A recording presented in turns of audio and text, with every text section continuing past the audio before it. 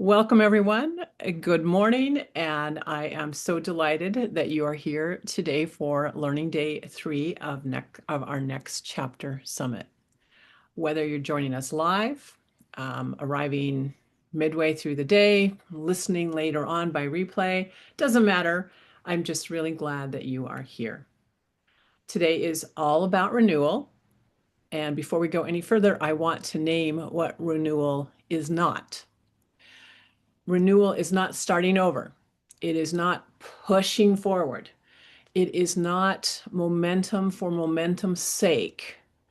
Renewal, as we are holding it today, is what happens after something has been shed, reclaimed, and understood.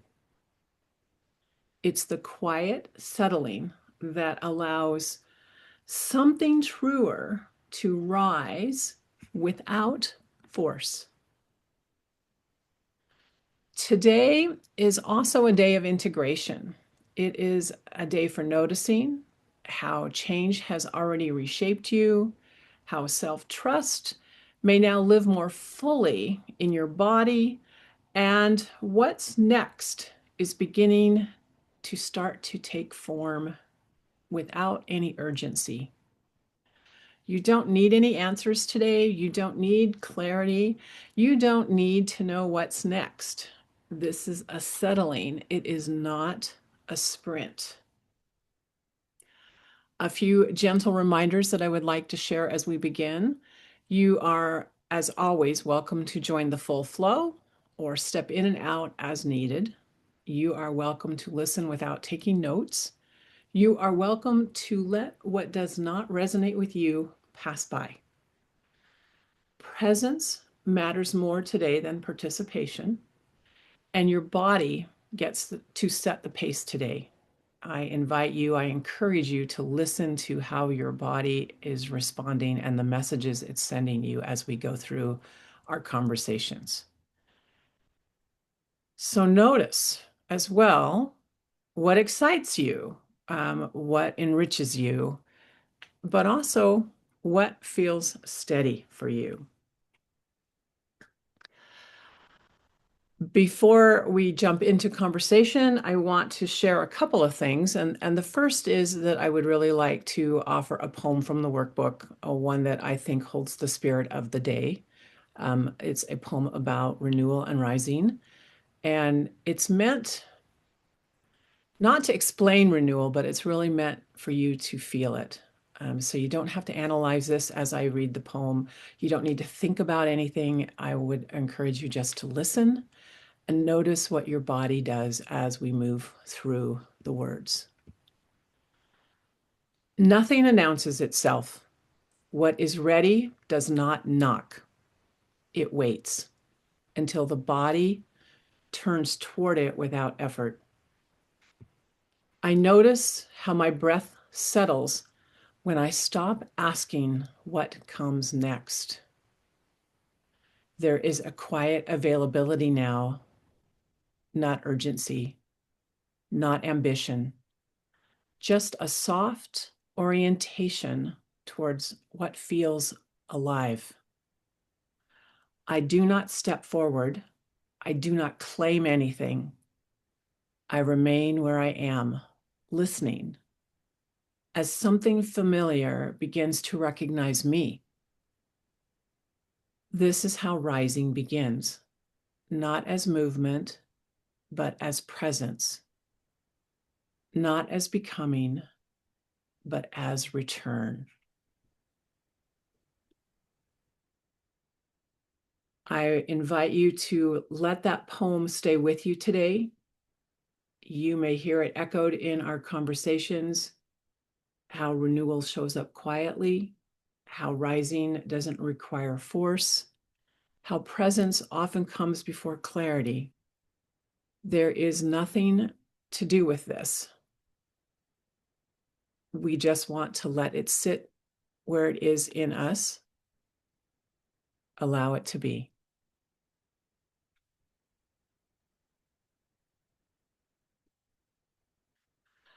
I also want to share with you today, as we move forward into the morning, a gift. All of our speakers, all of our conversationalists have offered gifts to you, and I also would like to offer a gift to the group.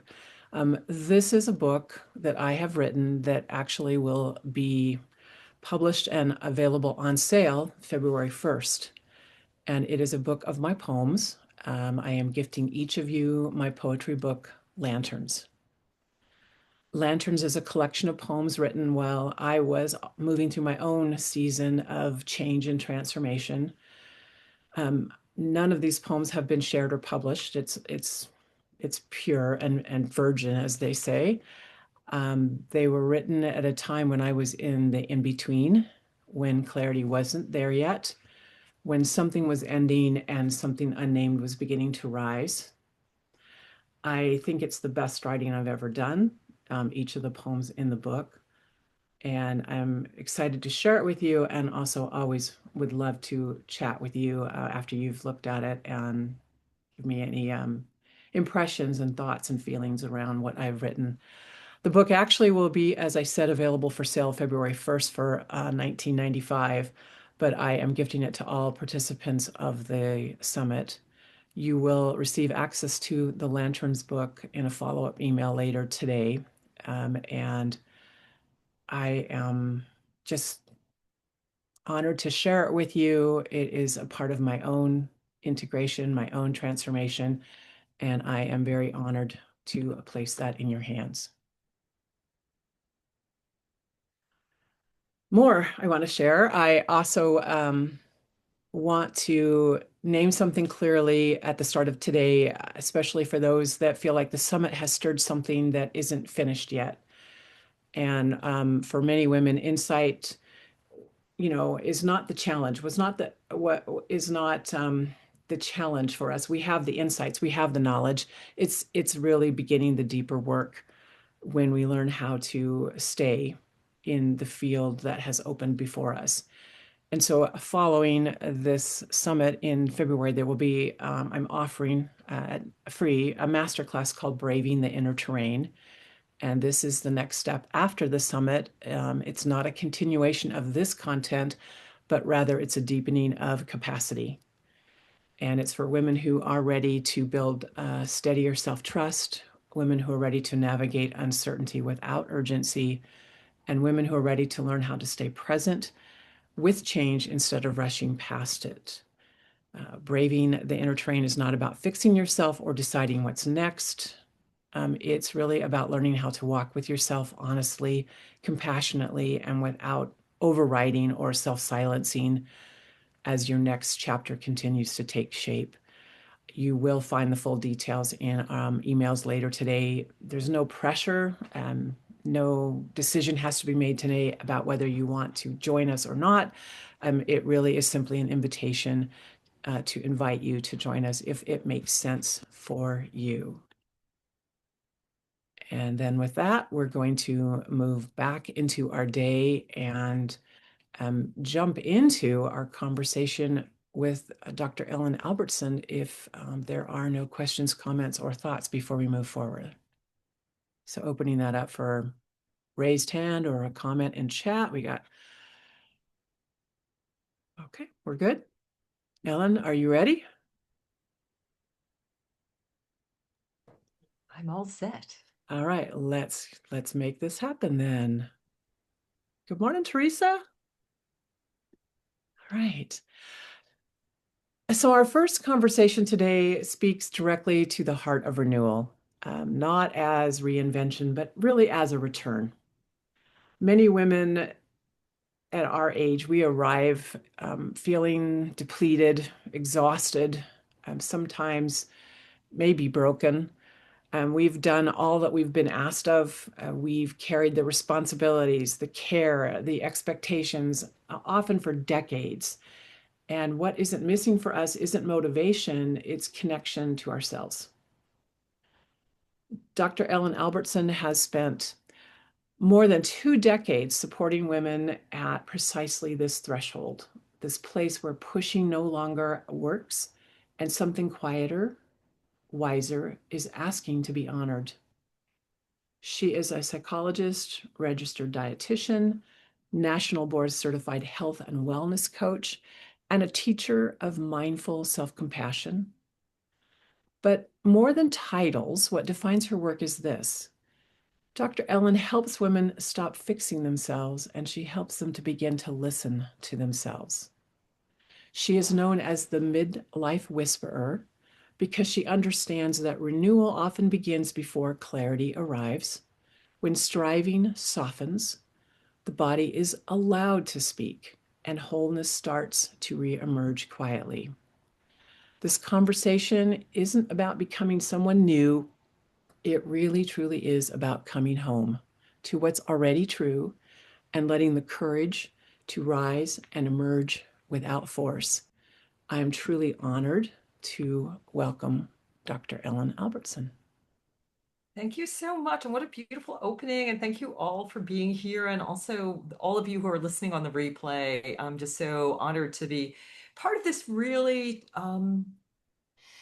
just a wonderfully energetic space that just feels so real and truthful. So, thank you all for being here because we all need each other to do this work. We need to see ourselves in each other and support each other. So, I'm excited to have this conversation. Fantastic. Well, I am delighted you're here. I'm going to jump in with my first question. So, Ellen, many women arrive at midlife feeling depleted and exhausted and tired and uncertain, and maybe even a little, well, actually, a lot disconnected from ourselves. From your perspective, what are the first signs that renewal is finally beginning? Maybe even before a woman starts to feel better. Yeah, well, I think first noticing that you're just not you anymore. It's like you look in the mirror and you're like, who am I? And it can feel very, very disconcerting because I look at midlife and menopause, perimenopause as not problems. So, our culture says they're problems, you need to fix this. It's a portal. And so if you're feeling it's, I love, the line that your cracks are where the light gets in. And when I am working with women, a lot of my clients initially are coming to me and they're numbing out because it's like, I don't feel like myself. I don't feel good. I don't like this. I'm in the, if you think about the chrysalis, I'm digesting myself. It's icky. It's messy. I don't want to be here. So what do?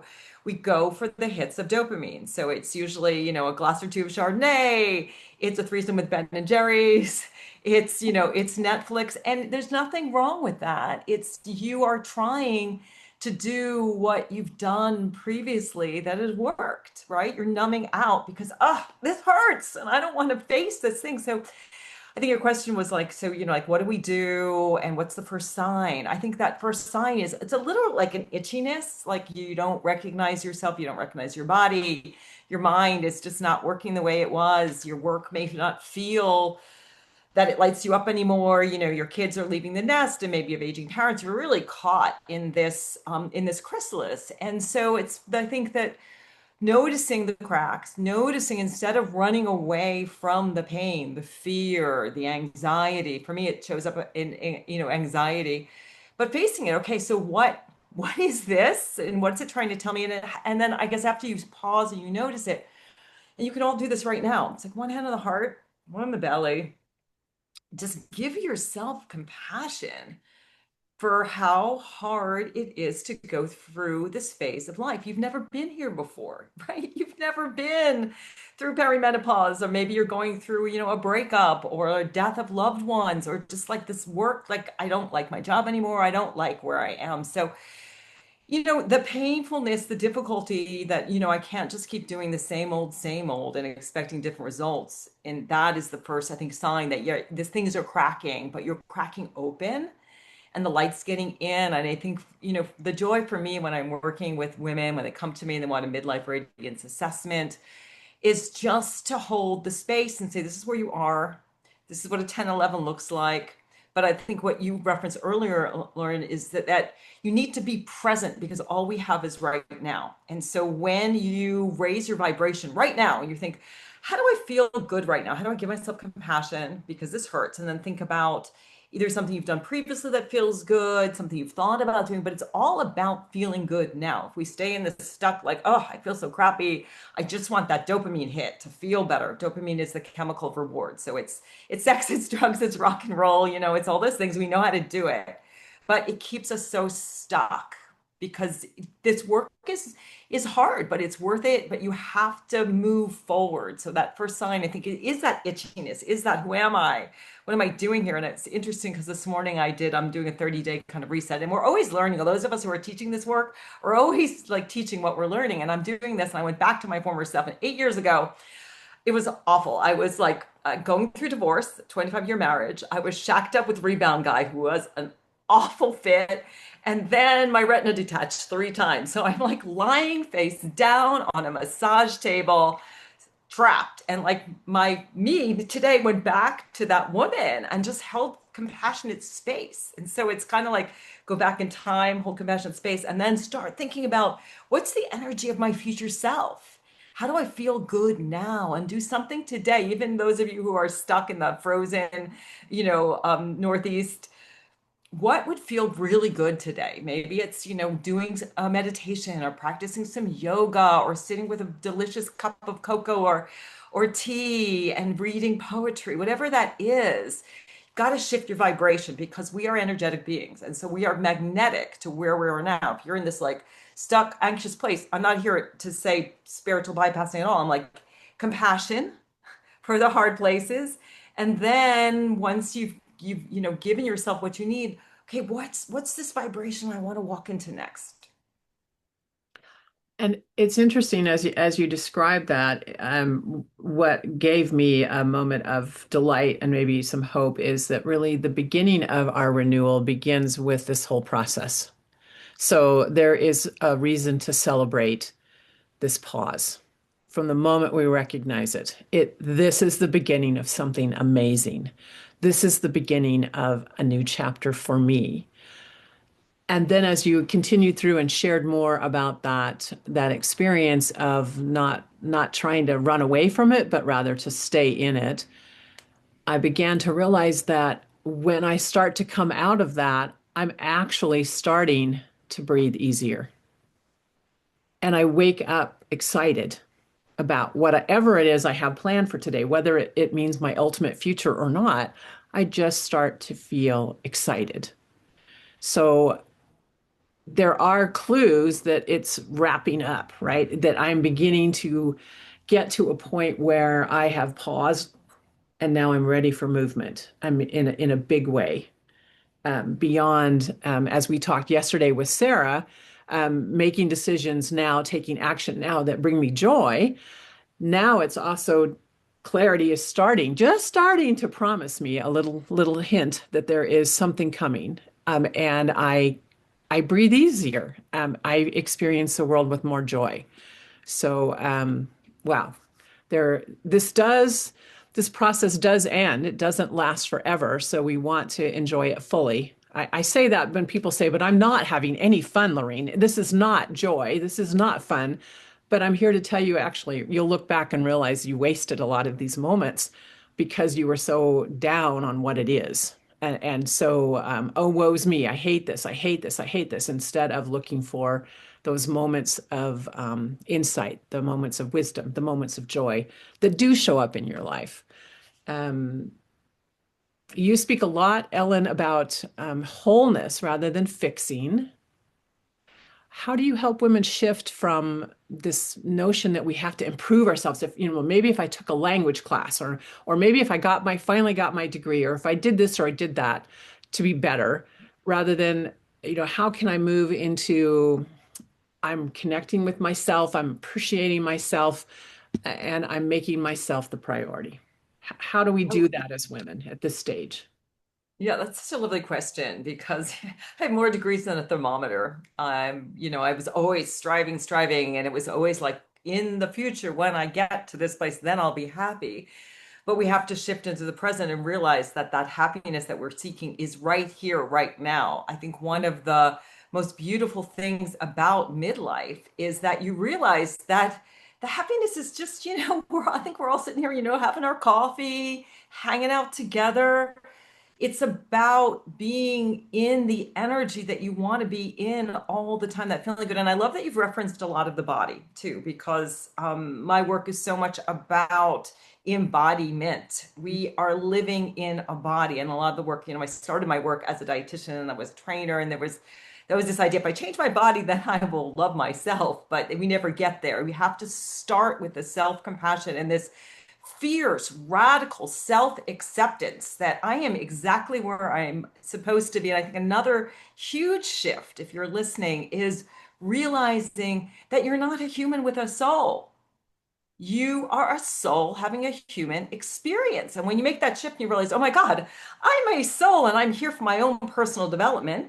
And then I'm also here to make a difference in the world. I mean, I'm big on human design. If you want your chart, you can reach out to me at the Midlife Whisper and I'll send it to you. But I have the right angle, the vessel of love. So I am all about like self-compassion, heart math, and to share that energy with the world and embody that. So to, helping you connect with your true, deep, divine self, to realize that you are a hologram of the divine. Like you were referencing consciousness, right? It's hard work, but making that shift and realizing, gosh, this radical self-acceptance that I'm looking at myself at, through these eyes of the self-criticism. I was totally there, like totally type A personality.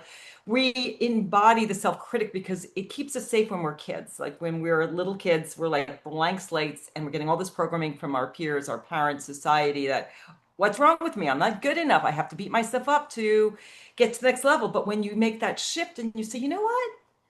I'm exactly where I'm supposed to be. And you embrace the shadows and everything. Like I do that with self-compassion, even little things. The other day, I made banana bread and I put baking soda in instead of flour. It's like, oh my God. But it was like a little thing the universe showed me and just said, you know what? Give yourself compassion. The old me would have been like, oh my God, you're such an idiot. How could you do that? And that tape, was starting to go. And I'm like, no, okay. So I messed up the banana bread, right? And I do those kind of things in bigger issues too. But that practicing self-compassion, which is being kind to yourself rather than critical. And it takes a time to be impeccable with your word to yourself. How you talk to yourself is everything. Calming humanity. That's the second element of self-compassion. Knowing that everybody messes up. That human part of you that messes up, that's vulnerable, that makes mistakes or things go wrong. I'm a breast cancer survivor. I'm the healthiest person I know, but that happened to me. I had 3 retinal detachments. That happened to me. But realizing that shit happens. It's part of it. We all, and then the third piece is mindfulness, noticing, okay, instead of going right to my MO, which is maybe, pouring that glass of wine, numbing out with screens, and I'm just going to be like, oh, wow, this hurts. This is hard, but I'm here for me. And then I'm going to reach out to other people. So I don't know if I quite answered your question, but it's No, kind of like this you radical did. self-acceptance with this self-compassion and understanding that you are a fractal of the divine. And that's a big piece of the midlife gift, is understanding the totality of how incredible you are, and understanding too that the universe does have your back. Like you don't have to do it all. And that's what one thing that human design has really taught me, this idea of passenger consciousness. When you know your strategy and authority, which human design teaches you, you can be this passenger sitting back in the limo and letting the universe do its thing around you. It's not like you don't do anything, but you're divinely guided and you learn how to listen to intuition or use tools like human design. But all of that is wrapped in this beautiful envelope of self-compassion. So something you said really struck me, and that is, if you think right now about where you are, we're all here, whether you're watching the replay later or you're in this room with us right now, this moment, your future is right now. This is you. You don't have to wait for it to come. It's right here. I mean, I can feel the endorphins or whatever it is that's in my body being released right now as I say that. When many years ago, I opened a day spa and I worked with a consultant who was trying to help me. I had a vision and she was trying to help me create this vision. And so I opened the day spa, and like within a week, I was talking with her and I said, well, someday we're going to be this, this, and this. And she goes, oh, wait a minute, just stop right now. Laureen, you already are. Just in your presence, this moment right now, you have already fulfilled your vision.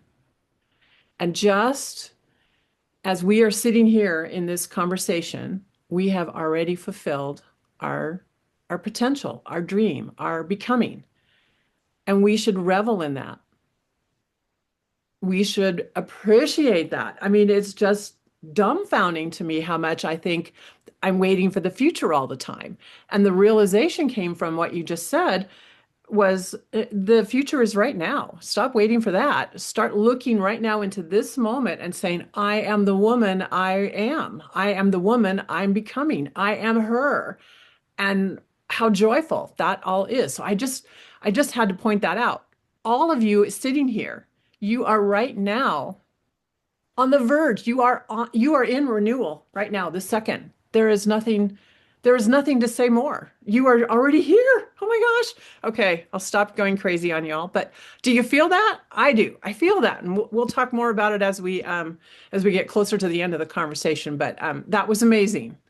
Um, I just want to add another question to the conversation, Ellen, around renewal. You know, we often say, and we have been saying this weekend, we need to slow down, and we need to listen and attend and pay attention. But eventually, then we move forward. What helps women trust this quieter, more inward phase when the culture that we live in encourages busyness, activity, production, momentum? How can we calm ourselves to trust this process more? Well, first, remove the distractions.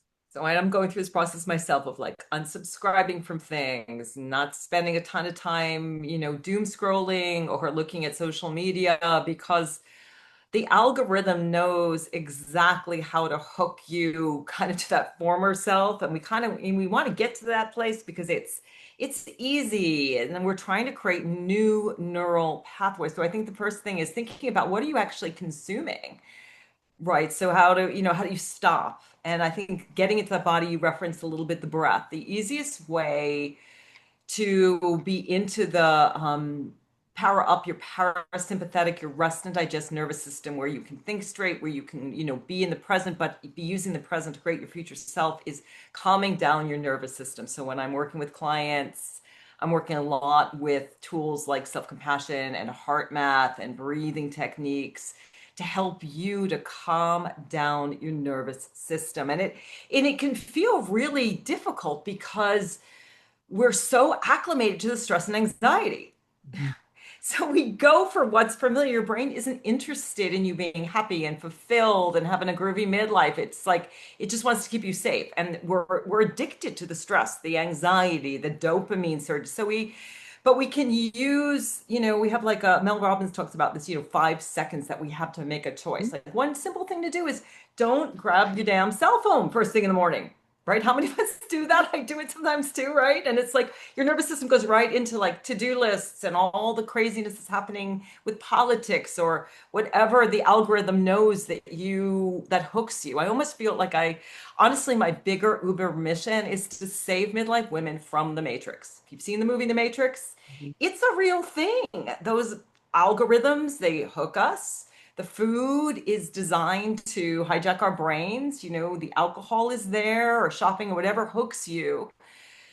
And so to work on, again, that self-compassion piece too, where we're generating oxytocin, which is the mammalian chemical of care and connection. So what happens when you go through menopause is that estrogen helps to chill out the cortisol, the stress. And we're addicted to that stress, that busyness. Like if I just do something more, maybe I'll get some relief. But relief is like right now taking care of your nervous system.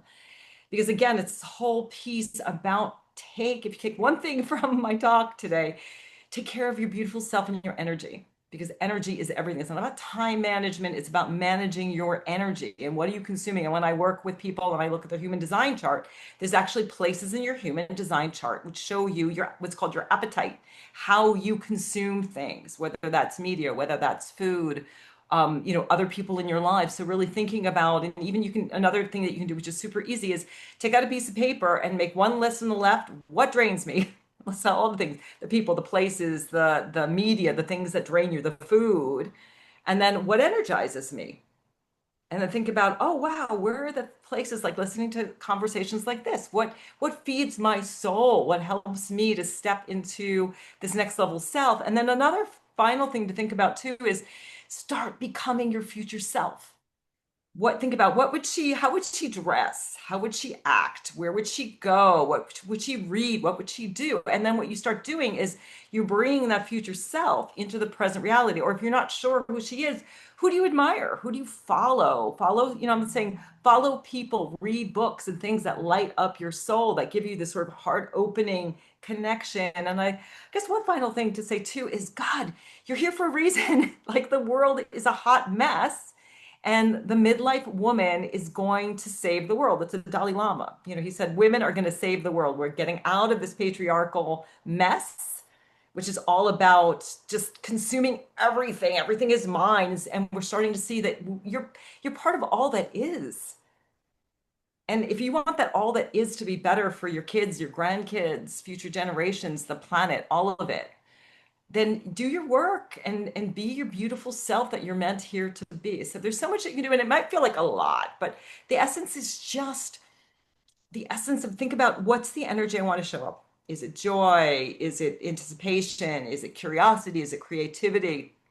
And then think about a time in your life where you were embodying that energy and just visualize it. Visualization is so powerful. So you're visualizing. For me, I did this one in the middle of COVID, and it was dance for me because dance is like a metaphor for joy, and I love feeling. My energy is very high vibe and joyful. So I just visualized myself dancing as a 5-year-old and an 8, and then as an adult, and that energy really helped me to attract the life that I have now. If you told me 8 years ago I'd be living in Costa Rica, married to a different guy, I would be like, are you kidding me? I had no idea what was coming, but you have to let the universe do its work, but be in the energy that you want to be in for the rest of your life. And when you notice I'm not there, you've got tools that bring you back to yourself. Wow. Lots of great ideas there in terms of tools, strategies, processes that you can integrate into your life to make yourself appreciate the moment that you're in and be more present, which is really what you're talking about right there.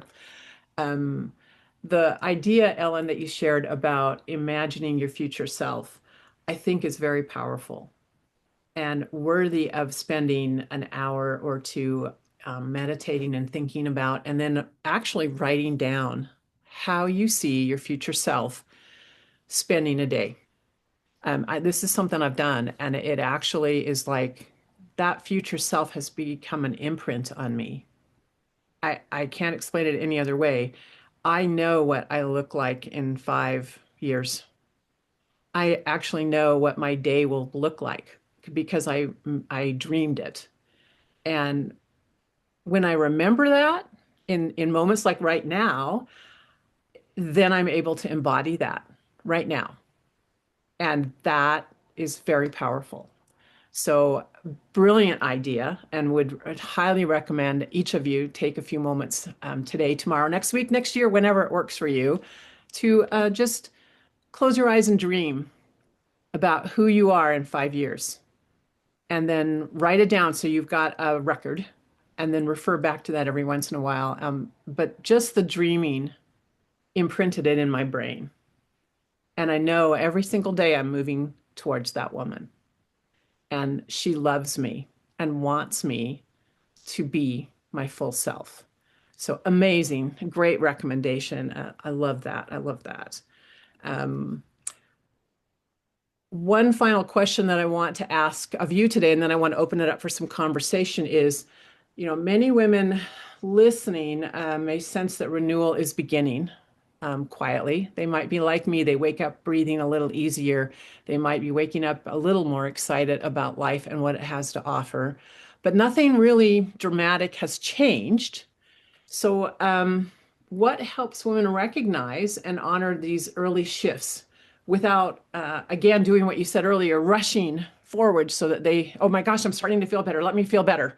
And they embrace whatever shows up immediately at this moment versus taking a calmer approach and looking at what is aligned for them and feels right for them, being more intentional.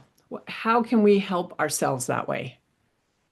Well, again, in the present moment, just being in the energy and everybody who's coming to me ultimately, they just want to feel good. I think that's ultimately what we want to do. And so really checking in with yourself on a day-to-day, moment-to-moment basis of like, how am I feeling right now? What's going on in my nervous system? Again, I would say get your human design. You can go to my website, email me. I'll be happy to send you your chart. But that's been a huge game changer for me to understand. I'm what's called a generator. Most 70% of us are generators.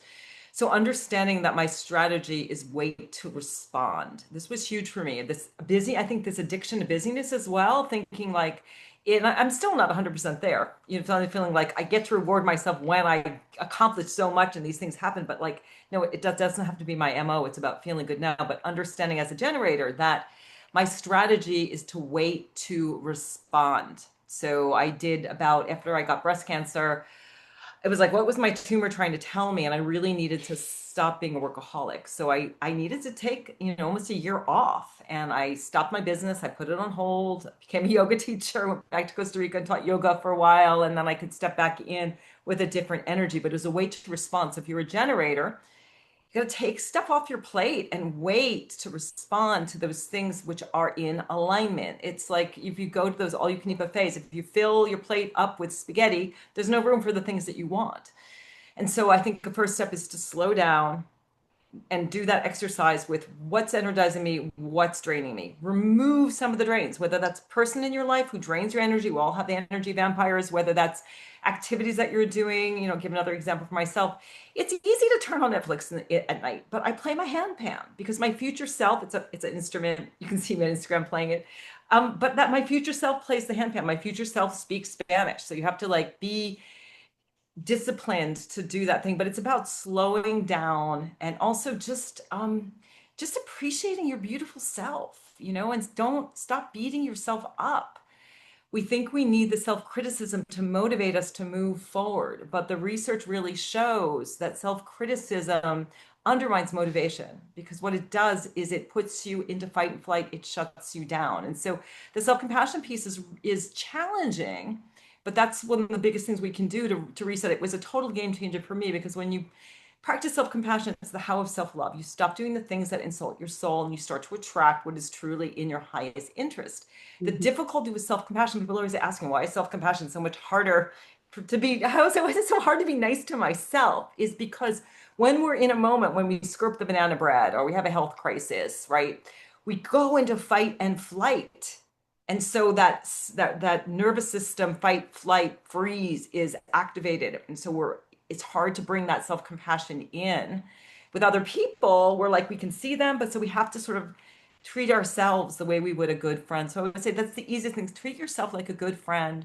Pause, slow down. I mean, I'm 63 and I can't move the way I did when I was in my 30s and 40s. I was a personal trainer in my 40s, working out 4 to 6 hours a day. It was crazy. I've got more wisdom, less energy to do. So it's more be a human being and not a human doing. Slow down, give yourself grace, work on the practice of compassion. It's a practice. It's a day-to-day, how you talk to yourself, how you hold yourself. But I think that's really the essence of, I think your question was when things start to shift, we're not quite there.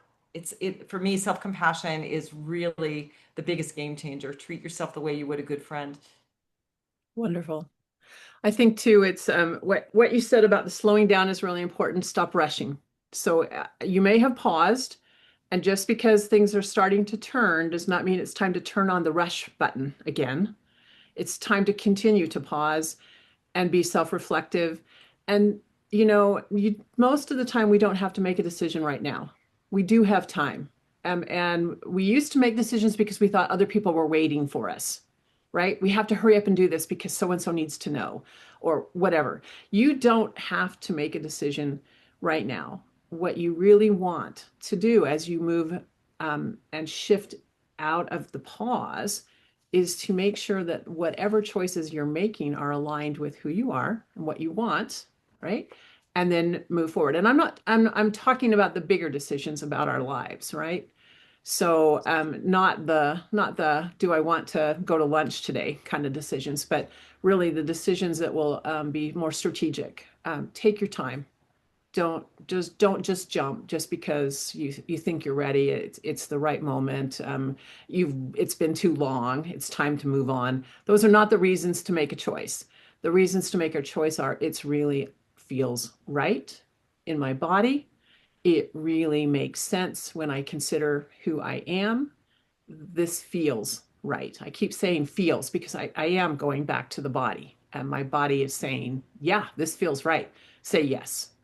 Um, and listen to it struck me also about the woman I'm becoming. Listen to the callings that you get. I posted on Facebook this morning.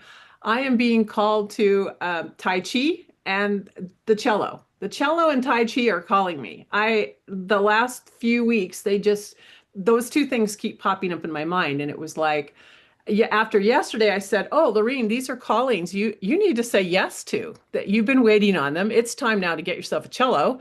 It's time to take a Tai Chi class. It's just time." But I didn't decide that as soon as I thought I should learn how to play the cello. It has sat with me for a while. And yes, the woman I'm becoming would play the cello. The woman I'm becoming would practice Tai Chi.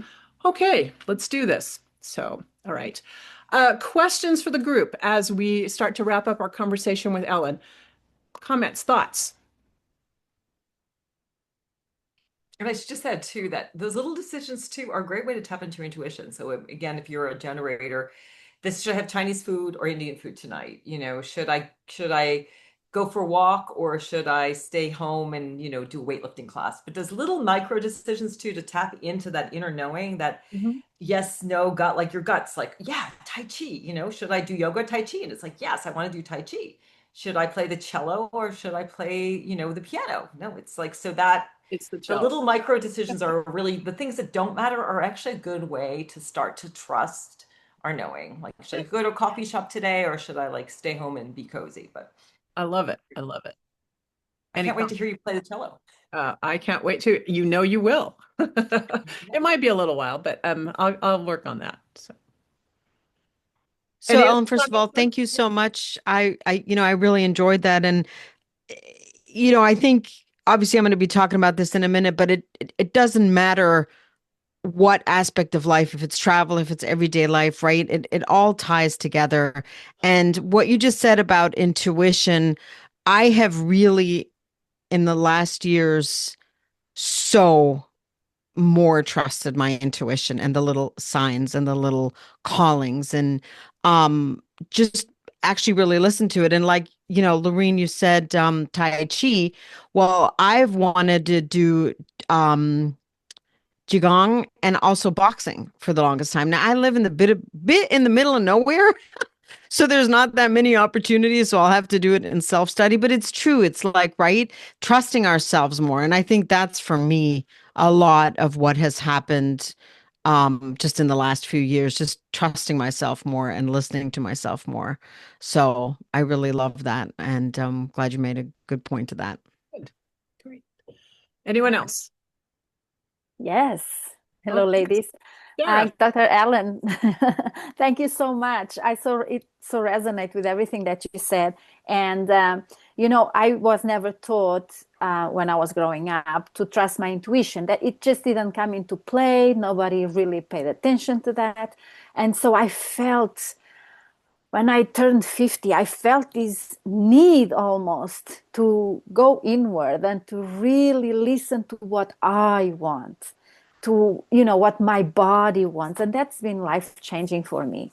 So thank you so much. And yes, those little decisions that we need to make, the micro ones, that's how I started, because I didn't know where to start. How am I going to trust my gut? I don't even know what I'm supposed to feel or how it's supposed to be, right?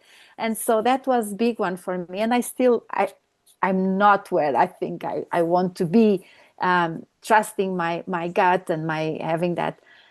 But I think I'm on my way, and it actually changed the way I live. So I just wanted to share that. Thank you so much. Oh yeah, thank you so much for sharing. But I yeah, just the to reference to sort of this gap in the gains, sometimes it's really great to look at where you were and where you are. And not always think about, oh my God, this future self is so, how do I ever get there? I think the biggest thing when people come to me, it's like they're so wrapped up in the how, and they don't give room for the universe to do its work. Like I said, for myself, if you had told me that this is where I would be, like I stepped into Costa Rica 3 years ago, went on a vacation and bought a house. It was like, I love it. I'm so happy. But that was work as you work on your intuition, like you're saying, Sarah, with the little micro things. Then the big things come along. And this was one of the scariest things that intentionally probably the scariest thing I'd ever done is like go to a country, don't speak the language, go on a vacation and end up like going out, finding the perfect house and deciding to buy it after being in the country for 3 weeks. But that was my, of years of listening to my intuition. That was like, my husband and I were standing in the corner by the oven, and we looked at each other and it was just like, we have to buy this house. We don't know how we're going to get the money and put it all together and do all of it, but we're meant to be here. But that's, I think, what happens is when you trust those little things, then when the big things come along, and I've said the same way of thinking about like, where am I moving next, right? Like these big decisions are who's going to be, whether that's a relationship or a career shift. It's like when you trust the micro movement. And also something that really happens that I haven't touched on, I really like combining soul and science. You have something called the reticular activating system. So when you start to, you're not in this fear, 80% for most people of decisions are made out of fear. I'm going to hold on to this job because I'm afraid of what will happen if I don't have a paycheck. I'm going to stay in this relationship because I don't want to be lonely. But when you start to make decisions from that self-love place, then the reticular activating system isn't looking like, oh my God, where could I be harmed and what could be wrong and how do I stay small and safe? It's like, okay, I'm going to look for this next big opportunity. And then you start thinking things, whether that's, like you probably heard Yo-Yo Ma playing cello and your heart was like, yes, I have no idea how I'm going to learn to do this, but I really want to do this, or moving to a country or meeting the love of your life. When you get out of the fear mode, protecting you, it's like you have this fear shell that's protecting you from everything. And you're just like, okay, I'm cracking out of that shell. And I'm going to be open to this place of curiosity and self-love and joy and step into that all the time. Then you start seeing the Tai Chi, you start seeing the cello, you start seeing the handpan. I was just walking on the beach and I heard this and I was like, oh my God, I must know what that is. And then I met this beautiful man, Costa Rica teacher. I actually heard him last night playing and I've been playing. It's bringing me so much joy, but it was because I was out there looking for opportunity, and the universe will send you those things for your next step. But the universe doesn't tell you the whole show. It doesn't tell you how to get from A to Z. It tells you how to get to B. And sometimes B can just be like, hey, I'm not picking this up first thing in the morning. I'm going to spend 5 minutes just being with myself. I'm just asking my soul, my guides, whatever that is, what do I need today? How can I be my best self today? I think too, you can actually wake up each day and say, I intend to look for the opportunities. I'm going to look for opportunities today to be and become. Just set that intention formally for yourself and then move forward looking for opportunities. What is an opportunity? Ask. Yeah, absolutely. Universe, send me some great opportunities today. Show me what it is, but then you have to clear your plate of all the distractions that are, so you see them. And not ignore them when they show up, right? I think the cello has been showing up regularly and I just keep saying, oh, that's nice, and move on. And it's sort of like it occurred to me finally, I think I'm really supposed to play the cello. I think it's time, right?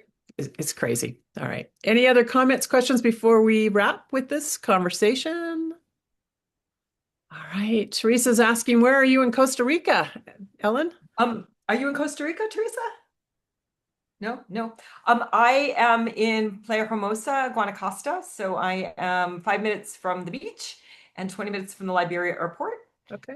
And just so I pinched myself, how did I get here?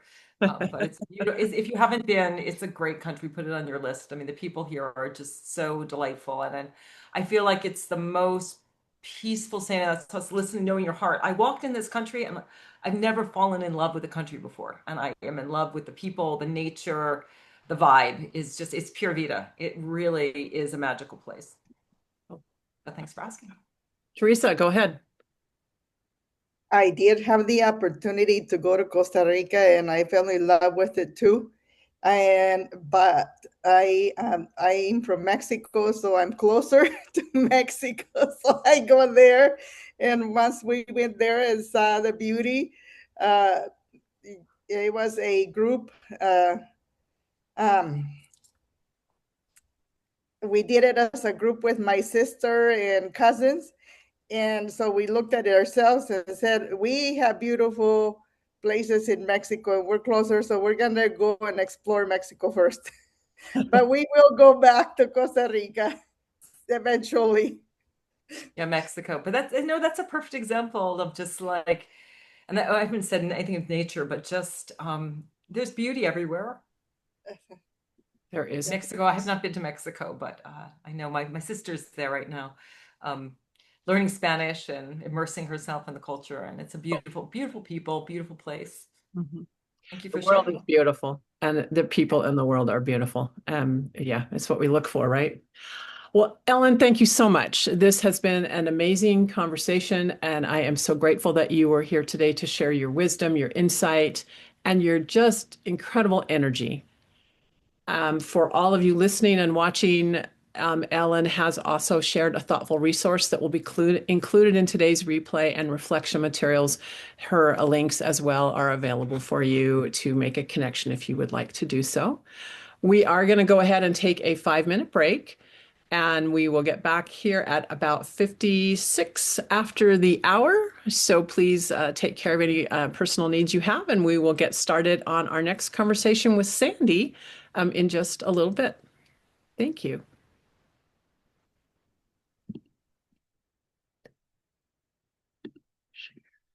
And where are you? And we're going to go down.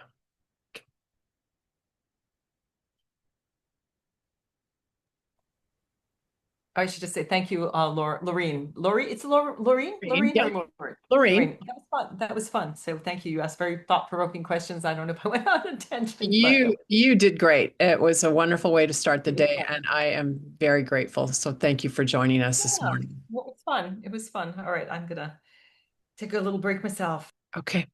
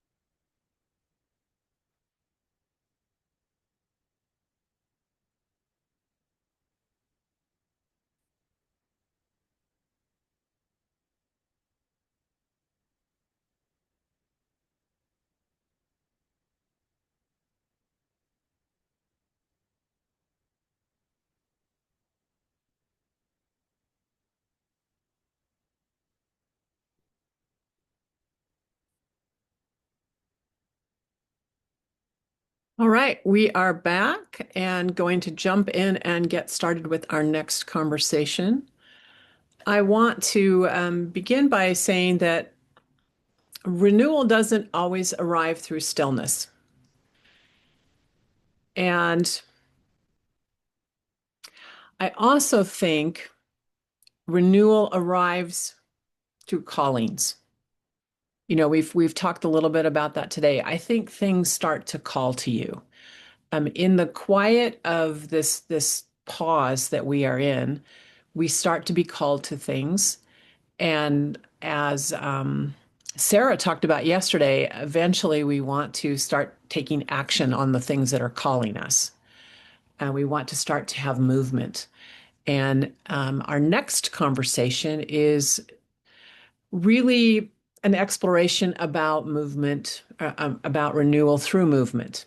Um, it's not a movement that is for escape or for distraction, but really it's a movement that restores our perspective and our self-trust. And I even talked about this a little bit yesterday when I said, oh, I was in this, visually, I was in this room with paint everywhere all around me on the walls, and I was creating something, but I had no idea what was being created. And then I decided to go on a trip with friends. And I left and went off on this trip. And as I came back from that trip, I had insight. I had clarity around what it is, what it was I am creating. So movement, it restores perspective, and it also restores self-trust. And for many women, I think after 50, there is something that stirs inside of us that is what I would call a longing to explore, to go beyond what is familiar. Not because life is wrong as we know it, but because it has narrowed through years of our responsibility, our routine, and our care for other people. And Sandy Colleen, she understands this call intimately. Sandy is a travel advisor, author, and the founder of Just Travel with Sandy, where she supports women experiencing travel as a practice of renewal and transformation rather than a practice of consumption. Her work is grounded in the belief, basically, that unfamiliar places can gently reawaken curiosity, courage, and a sense of aliveness without requiring women to abandon their lives or become someone new. What distinguishes Sandy's work is that she doesn't frame travel as an escape, she frames it as remembering. Remembering who you are when you move through the world with presence, remembering your capacity for curiosity and choice, remembering that renewal can arrive through perspective just as much as it can arrive through rest. Today's conversation is inviting us to see movement not as urgency, but really as integration, a way that allows us to rise again naturally. And I am so honored to welcome my friend and colleague, Sandy Colleen, to our space. Thank you, Laureen, for the warm welcome. I really appreciate it. I loved listening to you, Ellen, and appreciate, the opportunity to be here and share my absolute passion and with everybody that's here and the listeners later on. And you said something, so that calling for something different. So in Germany, we have a saying called Fernweh, which I actually have tattooed on my arm.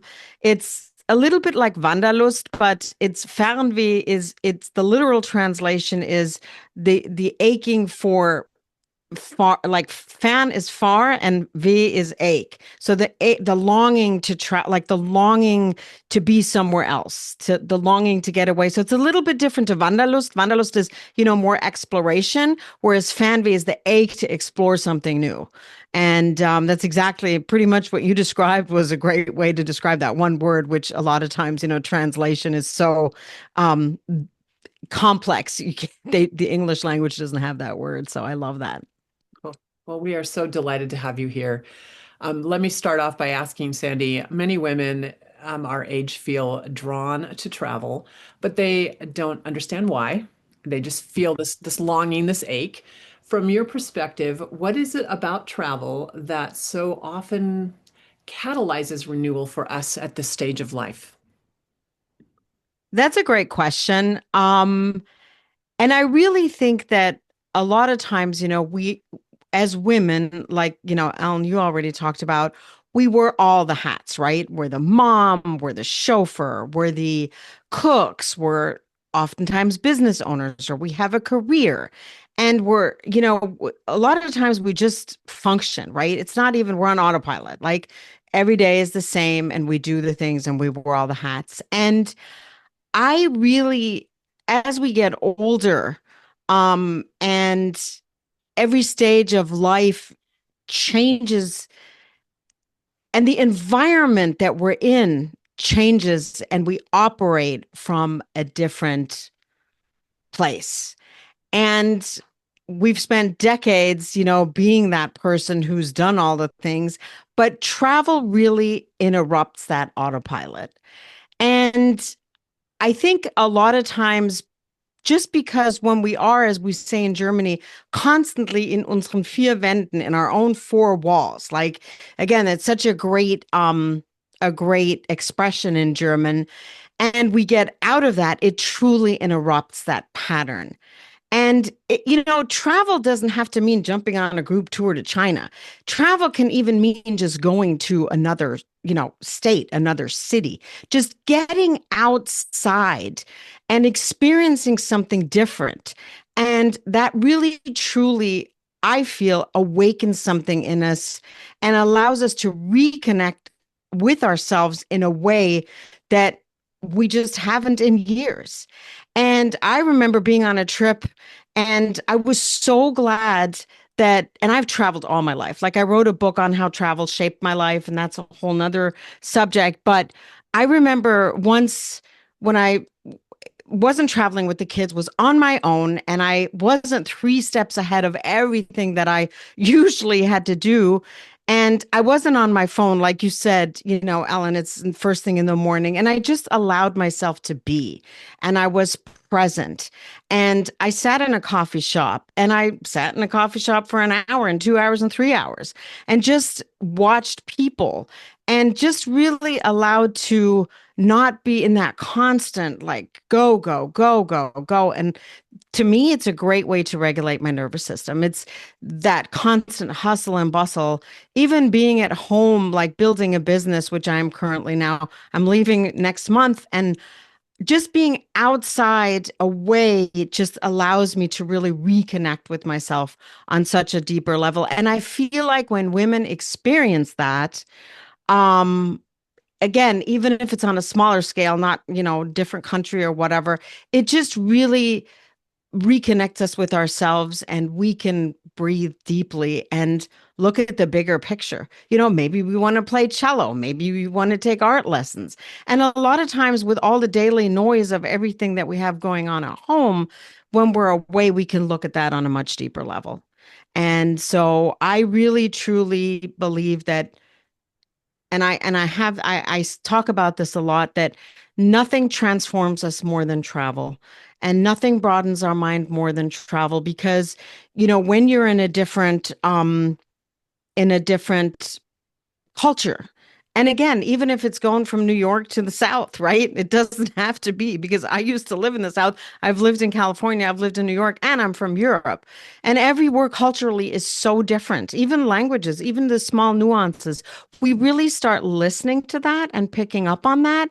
And I think that is so powerful. And just for me, I can only speak for me, but I've seen it in women who've traveled on my small group tours. It has really ignited something in them to, wow, it doesn't have to be the constant grind, I guess the daily grind. And so I just really believe that travel can bring ourselves back to ourselves in so many ways. I think it's like it creates a container that we can step into, and it shuts off all the outside noise, and it does slow us down, um, if we do travel right in a right way, right, in a certain kind of way. If we're just busy running from one thing to the next, we don't have that experience. But when we are intentionally traveling, as a way to rediscover ourselves, it creates this little safe space for us to be who we are. I think it also creates a safe space for us to try on who we think we're becoming. Absolutely. And you have a good point. I mean, there is travel and travel. But I do what I've experienced when we're younger, we want to go to Paris and go to the Sacré-Cœur and the Montmartre and the Eiffel Tower and the, Louvre and da da da da da da da. But I feel like, and this is in my experience, women 50 and above, even 45 and above 50, their travel looks differently. They actually want to culturally, immerse themselves culturally and really connect to the moment. And, going to the Louvre, maybe sometimes if art is their thing for 3, 4 days, because that's really what you need, right? And not just go to the Louvre because need to go or wherever that you're going. So absolutely. But I don't know.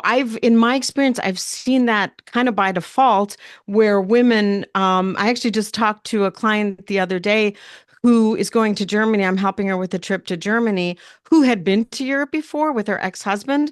And he was like, I always get a kick out of this, 10 countries in like 2 weeks or whatever, just something ridiculous. And you can't really enjoy it. But now that she's in her 60s, she's going to one country. She's actually going on a silent retreat. And I said, Karen, you're going this far. Don't just go to a silent retreat, like experience something. So she's going to one other town, but really immersing herself and being intentional and, doing the thing. So you're absolutely right. I do 100% agree but in my experience, that comes by default as we get wiser, right? And like you said, Ellen, we start listening to ourselves more rather than just functioning. Mm-hmm. And so how do you see, Sandy, that stepping into an unfamiliar place helps us reconnect with ourselves, parts of ourselves maybe that we have muted because of the responsibility, the routine, the long held roles that we've had. What happens? How does that work? That's a great question. And I actually, as much as I travel and as much as I've traveled, it really, when we're out of our autopilot, right, our daily routine, you have to pay attention more. You're granted, we do have our Google Maps, and all the things, but still, I love, love, love when I'm in a new city or in a city that I've been to before, but it's not new, or in a different area of town, just getting lost. Because that way you can be more. And then, of course, you want the GPS as your backup because, you don't want anything to happen. But you pay more attention. You pay more attention to your surrounding, to the smells, to the language if you're in a different country or in a different area. Your senses wake up, basically. And other parts of you wake up, too. I mean, so one of my favorite areas in Paris is Le Marais, which is the old part of Paris, the original part. And I've been there many, many, many times. But I remember one time I was there and literally I got lost. And that's what I do when I go to a new city. I just start walking. And of course, my hotel's in a safe area, all the things. But you talked about fear too, Ellen. And I think a lot of women, there's a lot of fear. So obviously stay safe and all the things, but I don't know. I don't have that. And I just go out and I just start exploring. And then I'll sit in a coffee shop and won't have my phone on. I'll disconnect and I'll just listen to the, language, of the country I'm in. Like I was in Reykjavik in September and I found a coffee shop that was very low where locals went and not so much the tourists. And that's a crazy language. And I love languages. So I was just listening to the language and I was just, the different smells, the different foods that they eat.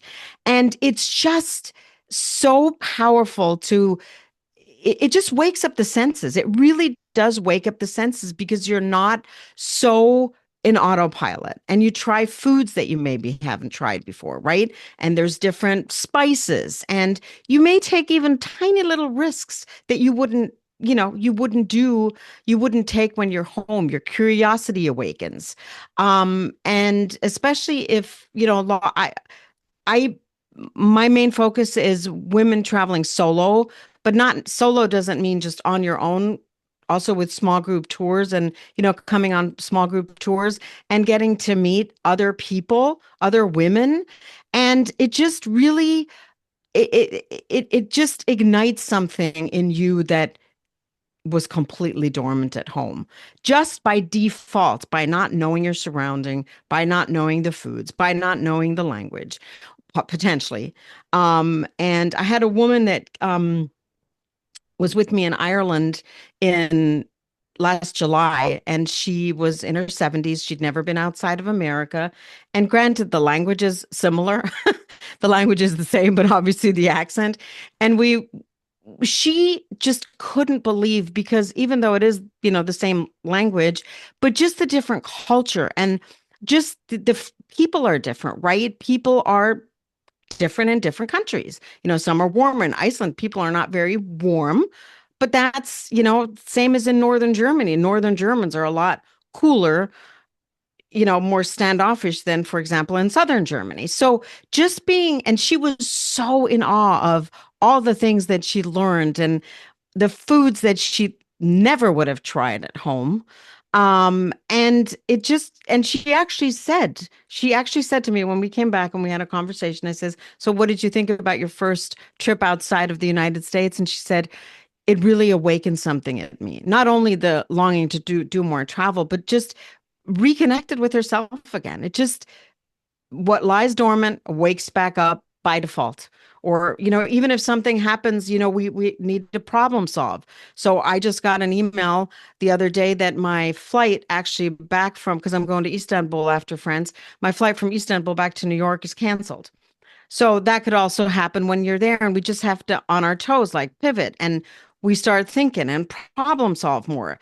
And a lot of things were in our own, fee event, in our own surroundings. We often rely on other people, or not so much on ourselves, or we just aren't as quick to problem solve. So travel to me really can wake up so much in a person, in a woman, um, just being outside of that 20, that autopilot, that every day doing mundane, same. As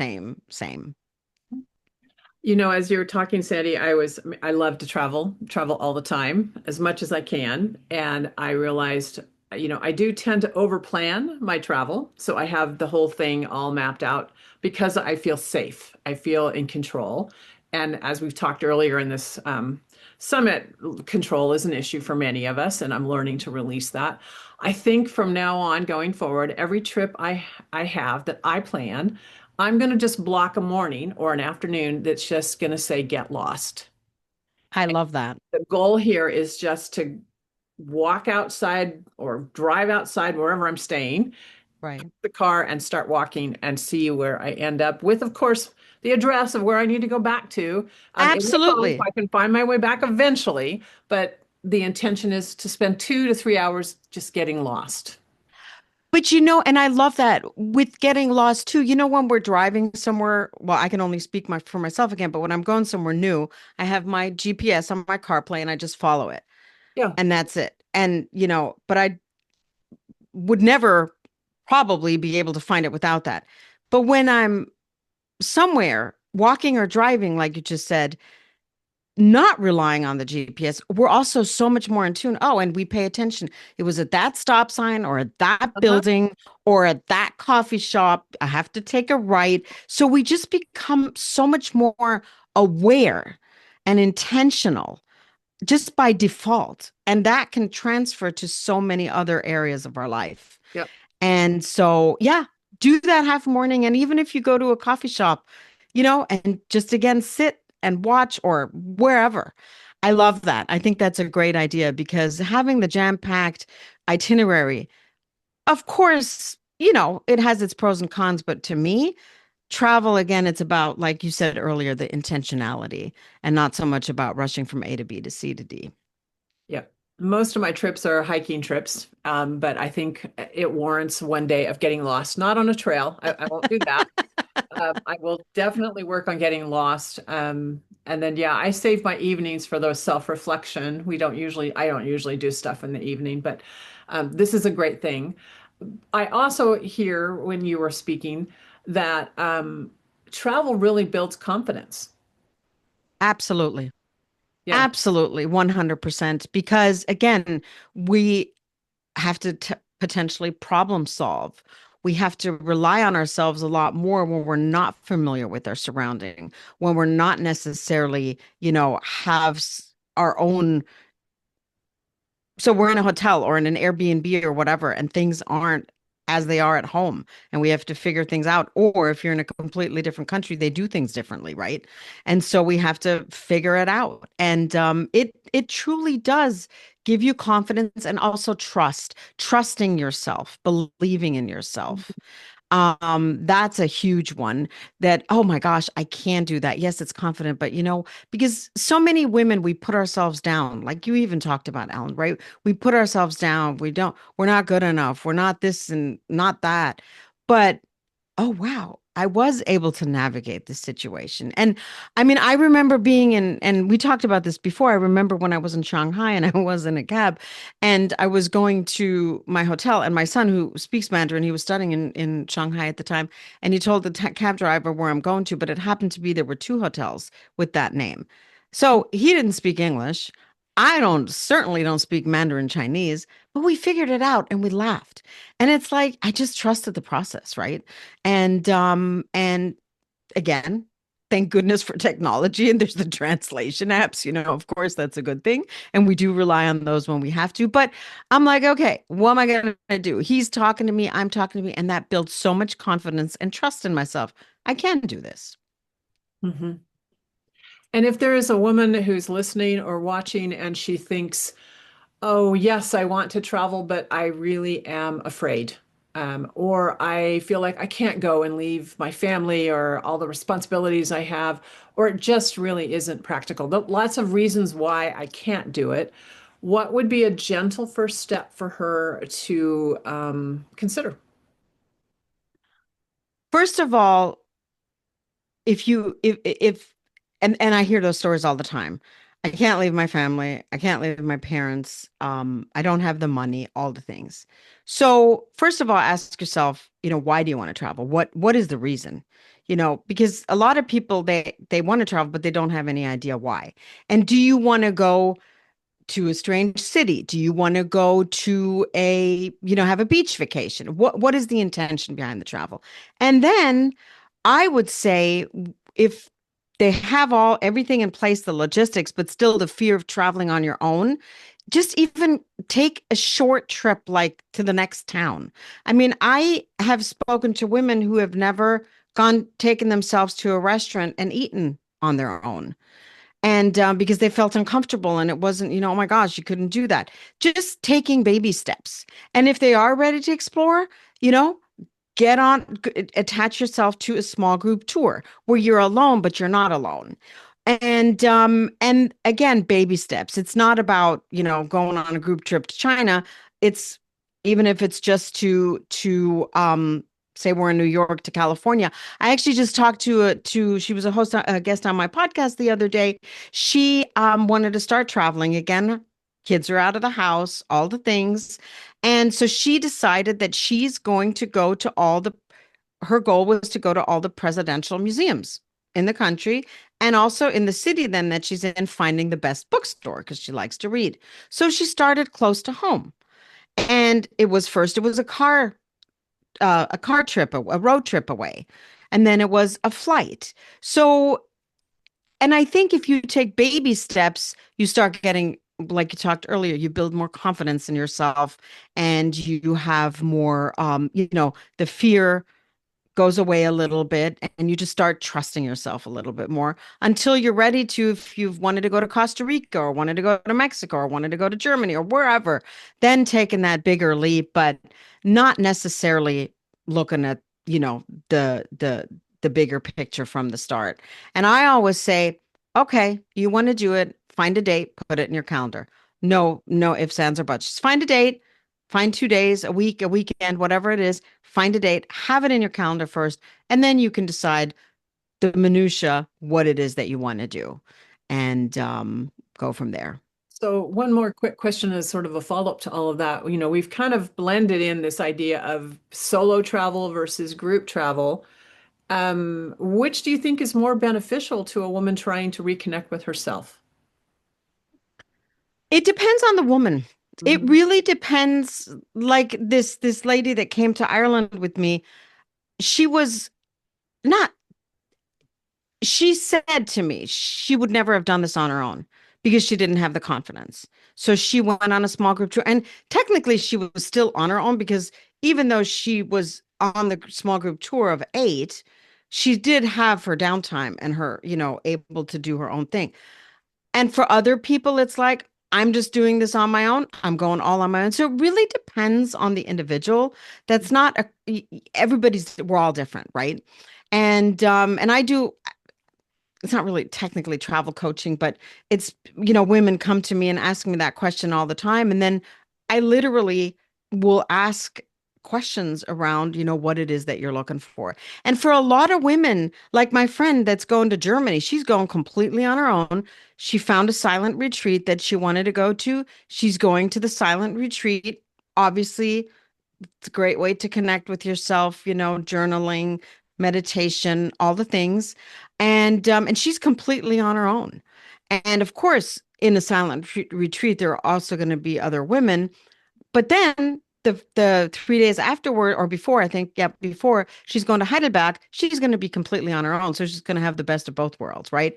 But what I also tell people when you do solo travel, you're not really on your own if you don't want to be on your own. So Mhm. because people see there's a single woman, they'll say, "Oh, come have dinner with us." It happens to me all the time because I prefer solo travel. And but I can say yes, that would be nice, or I can say, I really appreciate it because I'd rather spend time on my own. So you don't have to be on your own.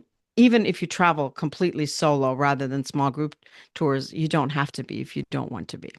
I think if that if that's a fear that's stopping you, then know that you are solo traveling when you connect with a group. And Absolutely. you are your own person. I have done it all, and what I would say is when I am by myself, quote unquote, solo traveling, people invite me. I'm always amazed at how many people strike It's up a true. conversation with me, and invite me. It's so true. And I feel completely safe. I've never felt like, oh, this is weird. I met a fantastic man on a train ride from the west coast of Ireland to the east coast, going back to Dublin.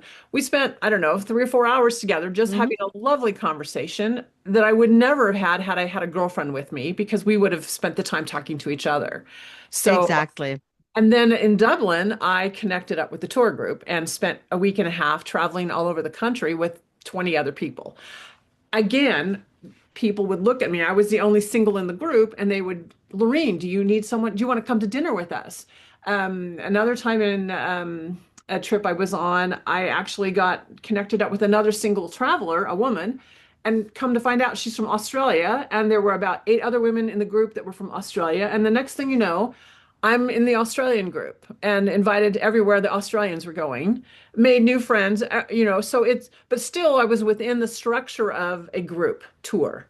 Exactly. So it And doesn't that's the just stop. beautiful thing. Yeah. Exactly. I was and similar situation. I was in when I was in Reykjavik, I took a Northern Lights boat tour at night, and I was on my own, and there were several people there, and I met people from all over the world. And some you connect with more than with others, but you can pick and choose. And I met somebody who, okay, it was only September, but we still in close contact, and we're actually planning on meeting up in Istanbul in next month. So it's true. It's powerful, and it's again, it just teaches us so much about ourselves, and we allow ourselves to trust ourselves more. And again, like you said, Ellen, we listen to our intuition a lot of times, kind of because we have to. Not we have to, but it just awakens something in us like, do I turn right or left? Now with me, if my intuition tells me go right, I need to go left because my sense of direction is horrible. But it's really true. We do listen to our intuition a lot more and it wakes up so much. So, yeah. All right, last question, and then we'll open it up for some discussion. We think about, or I see, you see, we hear many women who are called to travel at our age, and it's not because they want to escape life. They really do want to reconnect with themselves and to feel more alive. So, from your experiences, Sandy, what tends to awaken first in a woman who has allowed herself to go beyond the familiar and explore and adventure out into the world? What wakes up for her? Trust. Mm-hmm. I really believe it's the trust in ourselves and the escape. There's a lot of people that travel for escape. Absolutely. My parents did that. That's why I traveled so much. And that's what my book is about. Again, they escaped. They escaped, used travel as an escape. Women, again, I think connecting to themselves, relying on their instincts, relying on their intuition, um, is really what wakes up. And what I see with a lot of women when they travel and come back, they're softer. They're softer because at home in our routine, the minutia, the everyday, the autopilot, we're oftentimes we're hardened. I don't want to say hardened, but we're just so rigid in a lot of ways. But when you're away and you can allow yourself, if that's what you want to do, which I really do when I travel for the most part, is go with the flow. We soften and and then that allows kind of like the armor to drop. We have so much armor a lot of times, and it allows the armor to drop and we just become softer. And with the softness comes the trust in ourselves and the allowing to listen to our intuition. So it goes a lot deeper. Again, it's not about the bucket list thing. It's really about becoming who we are intended or who we desire to become. And I've witnessed that over and over again, and it's always so powerful. And a lot of times it doesn't happen till we get back and the suitcase is unpacked. Now, if we come back and the suitcase is unpacked, I always suggest to, like you said, Ellen, again, don't start your morning on the phone. We talk about the morning routine that can look different for different people, but either journal or meditate or go for a walk or just sit and have a cup of coffee and look at the snow falling or the sun shining, but not staying in that moment, trying to take some of that. Of course, it's not going to be 100% because we do have responsibilities, but taking some of that back with you and integrating it into the life and then baby steps, right? So that's what I see a lot. Okay. Let me throw it up for any kind of conversation. Who would like to ask a question, make a comment? Ani, go ahead, please.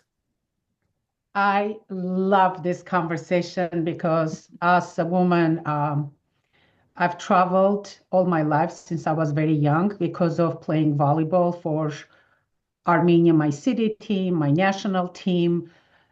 But and then when we moved to United States, I traveled a lot by myself. And that's one of the things, comments I get from a lot of women is, aren't you afraid to travel by yourself?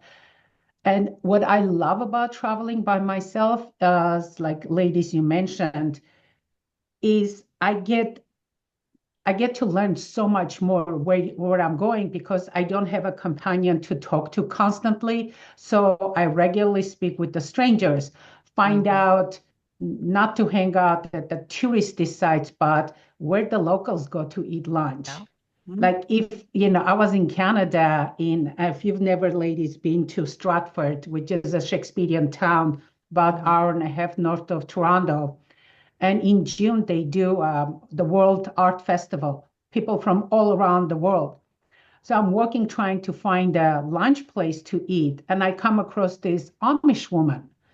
And she's like, oh, I'm going to walk you to this local co-op where the city people own the co-op. And she walks me there. As we're talking, she tells me that 20 minutes outside of um, Stratford, there is St. Jacob's Amish town. It almost looks like, if you ever been to Santa Barbara, it looks like Santa Barbara. So the next day, I had no agenda, of course. I drove there, and that was like an amazing discovery for me. And then at that restaurant eating lunch, I met this couple who told me, because I was driving to Niagara Falls from there, who told me that there's an amazing Italian restaurant in Niagara Falls that I have to go. You'll have to tell me about that. So it was like, holy crap. I mean, and talk about this Italian restaurant was a fancy. I had to make a reservation and they had no place. It was completely booked. I said, look, I'm by myself. I can eat at the bar as long as you serve food. They're like, oh, come. I'm sitting at the bar, ordering drink and looking at the menu. Tony, the manager, the short, fat, bald Italian guy comes. He goes, Gal, we have there's a couple didn't show up. Come on, let me put you at their table.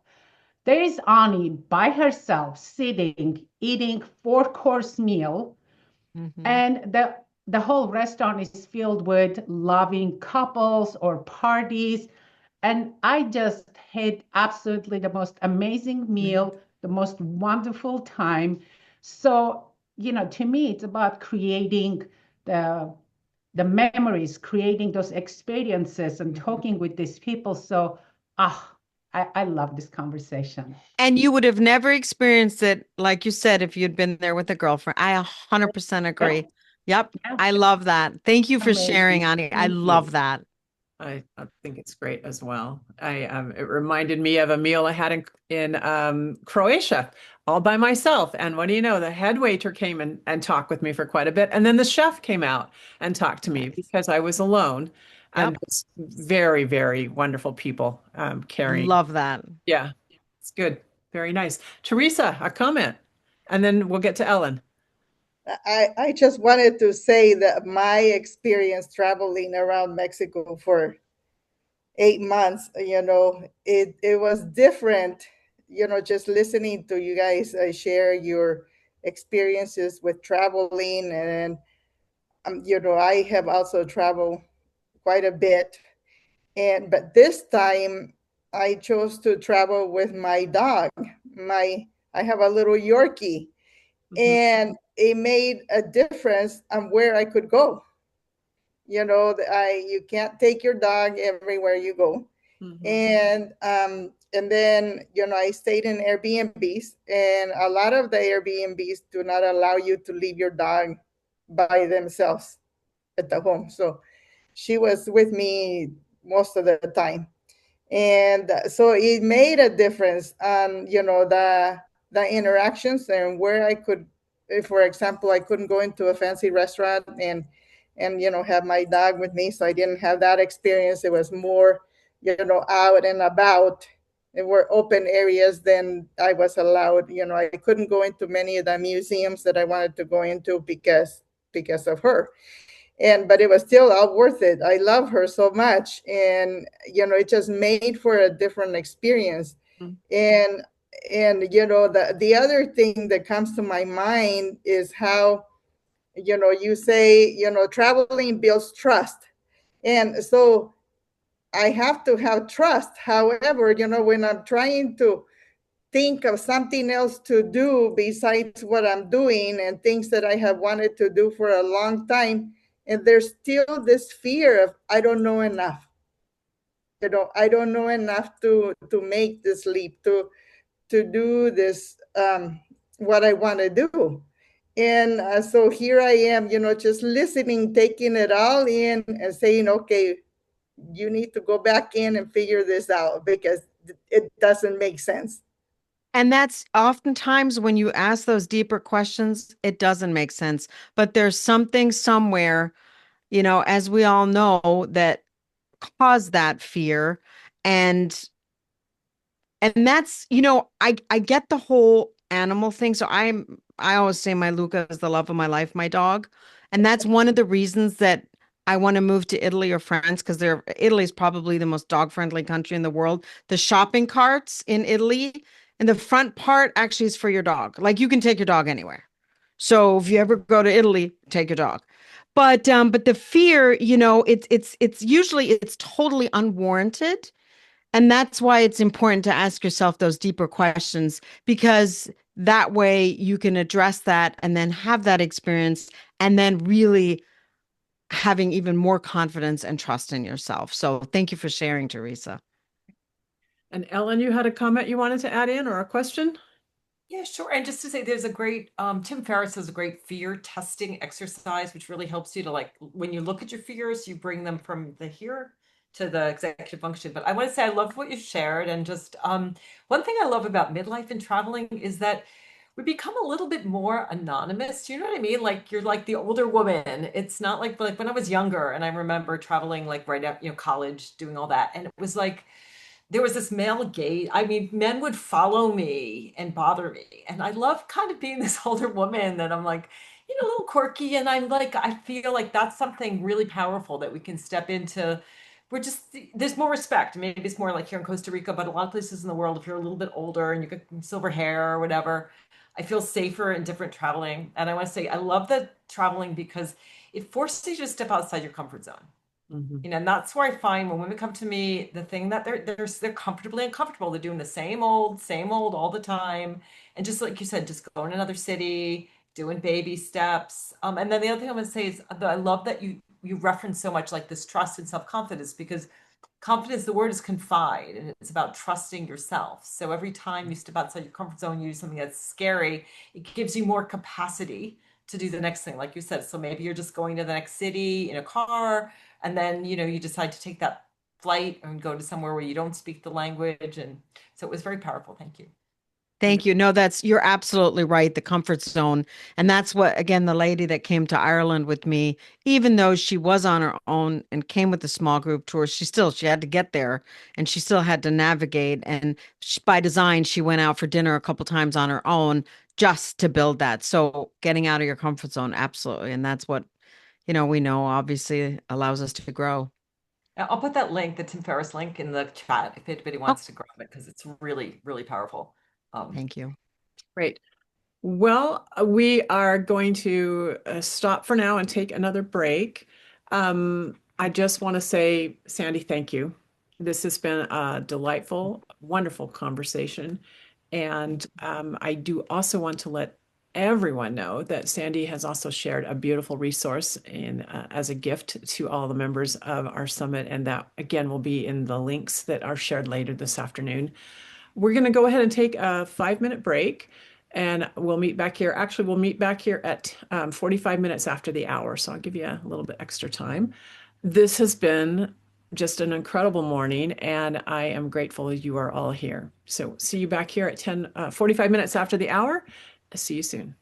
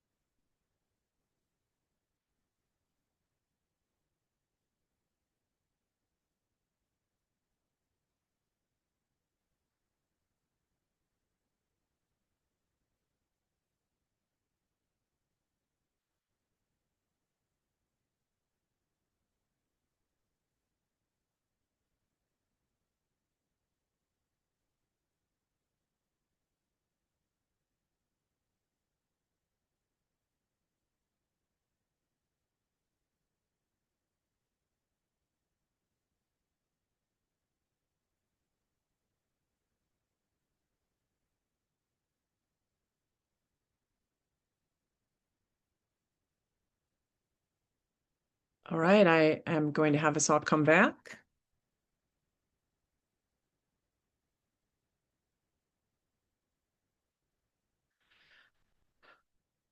And I did just get a message from our next guest conversationist, Lady Amran, and she is very ill and not able to be with us this morning. So we are going to shift gears a little bit and do what we call pivot, as they say. So we talked earlier about this idea of our future self. And part of Lady Amran's presentation was really around, as we move and shift out of this pause and into what's next, what happens? What can we do? And so this morning, we're going to take the time to do that reflection around who are we as women in 5 years. And I'm going to guide you through a process where you can identify what that woman looks like, and also what a day in her life would be most like. And then for those that are willing, I would have you share with us what you learned about your future self, and the woman that you are evolving and coming to. So what I would like to ask everyone to do is just first, just take a deep breath in and out. And one of the things we have learned, or we've spoken about indirectly in a lot of ways this weekend, has been this idea of regulating our nervous system. And breathing is one way to do that. Placing both feet on the ground and feeling your connection to the earth, even if you are in an apartment building 80 stories up, just imagining your feet are connected to the earth and you are breathing in a regulated way. Again, take in another deep breath and out, and feel your body just relax. If it helps to close your eyes, close your eyes. If you like them open, keep them open. It doesn't matter. Another deep breath in and out. And now what I would ask you to do is to, in your mind's eye, imagine you 5 years from today. Imagine what you look like. Notice, let's start at the top of your face, your head, your hair. Notice the coloring of your hair, the wrinkles or the not wrinkles on your face, the smile that you are expressing. Notice as you move down, looking at your body, what are you wearing? What clothes do you have on? What jewelry is on your hands or not on your hands? Do you wear rings? Are you carrying or wearing a bracelet? Are you in pants? Are you in a dress? Are you in an evening gown? What are you dressing in for this particular moment in your life? What types of shoes do you have on? Are you standing? Are you sitting? Where are you standing? Where are you sitting? And just be with yourself for just a moment, looking at outside of yourself, looking at your future self across the room or across the table, and noticing how beautiful she is, how radiant her energy is, how vibrant her life is.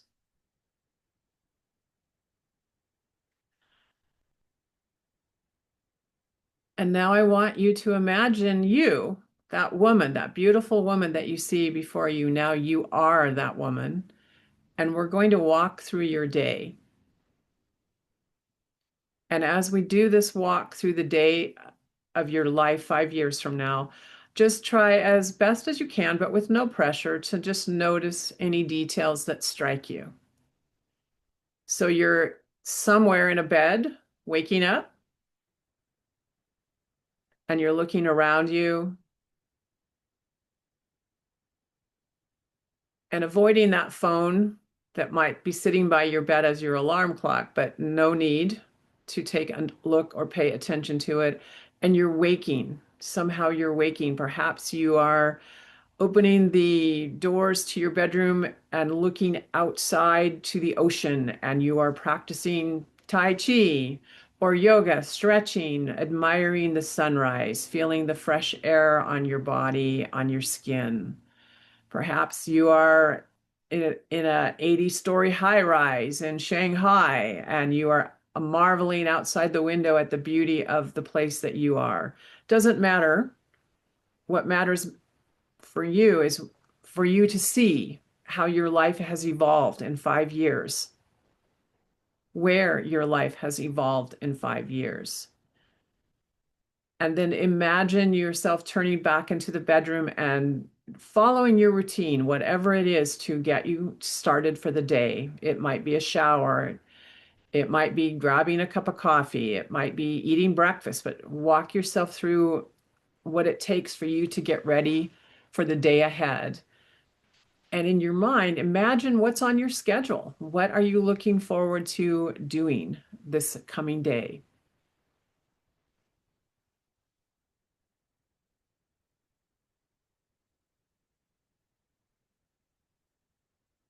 And then imagine you're walking out the door. You're all dressed and ready and prepared for the day, or you're walking into your home office, whatever it is that's next for you, you are moving towards that moment with excitement, anticipation, with pleasure, and also with a deep sense of contentment that you are strong and powerful in knowing who you are. There is no doubt lingering. You are confident and self-assured.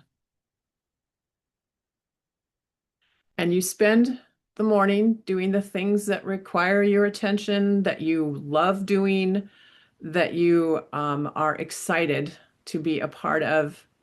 You are connecting with the people that you need to meet up with, that you have chosen to meet up with, that are engaging and expanding your world and your life, and where you are making a difference, where you are connecting in a way that deeply matters to others.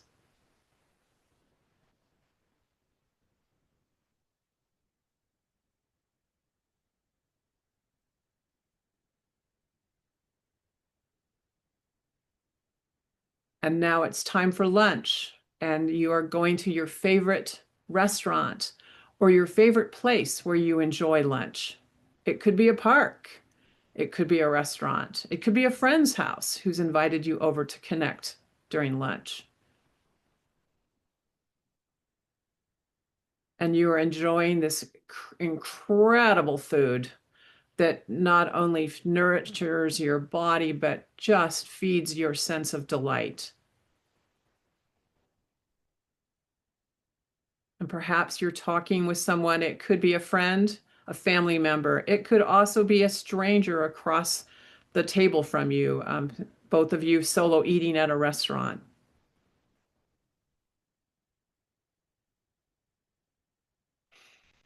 And as you're allowing yourself to indulge in dessert and maybe a cup of coffee or a cup of tea, you just are noticing your breath,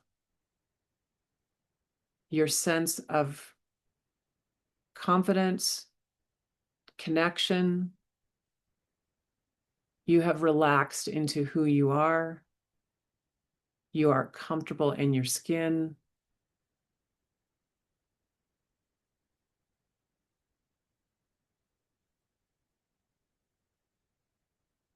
And then with lunch over, you move into your afternoon. And again, you're meeting up with people that you need to meet with, that you want to meet with. You're connecting with them on deep and powerful levels, creating projects, doing things, sharing moments of connection that allow you to express your potential to make a difference in the world. It could even be to play. Perhaps you've made the decision to take off the afternoon and you have decided to go to the beach and hang out with friends, or even just lay on the beach and read a book by yourself. Whatever that is for you because you have all the freedom of choice in your life that you want.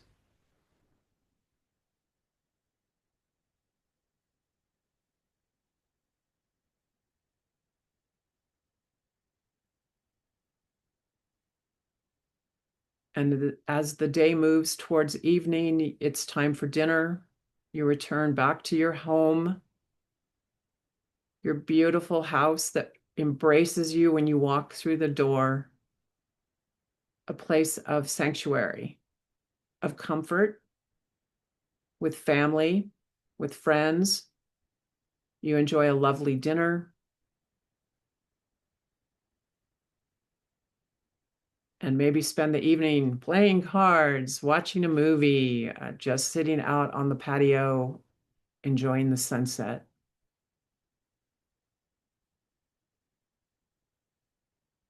And as the evening ends and the skies grow dark, you prepare for bed and crawl into that beautiful, beautiful big bed that you have that is yours.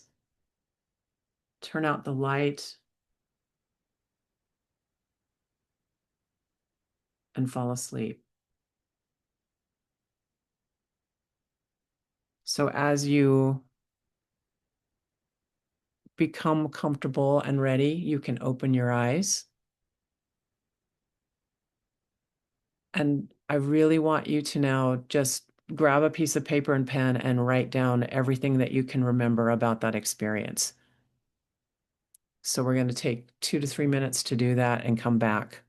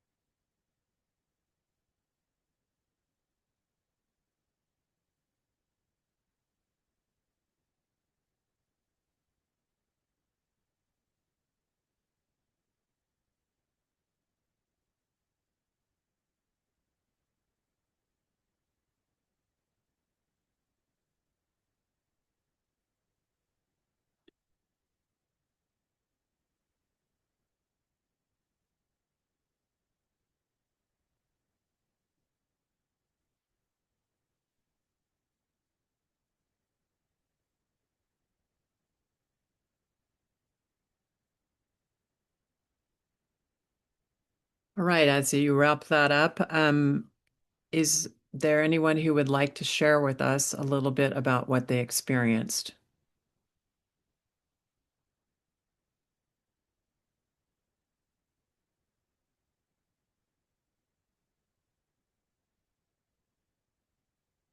Sarah, go ahead.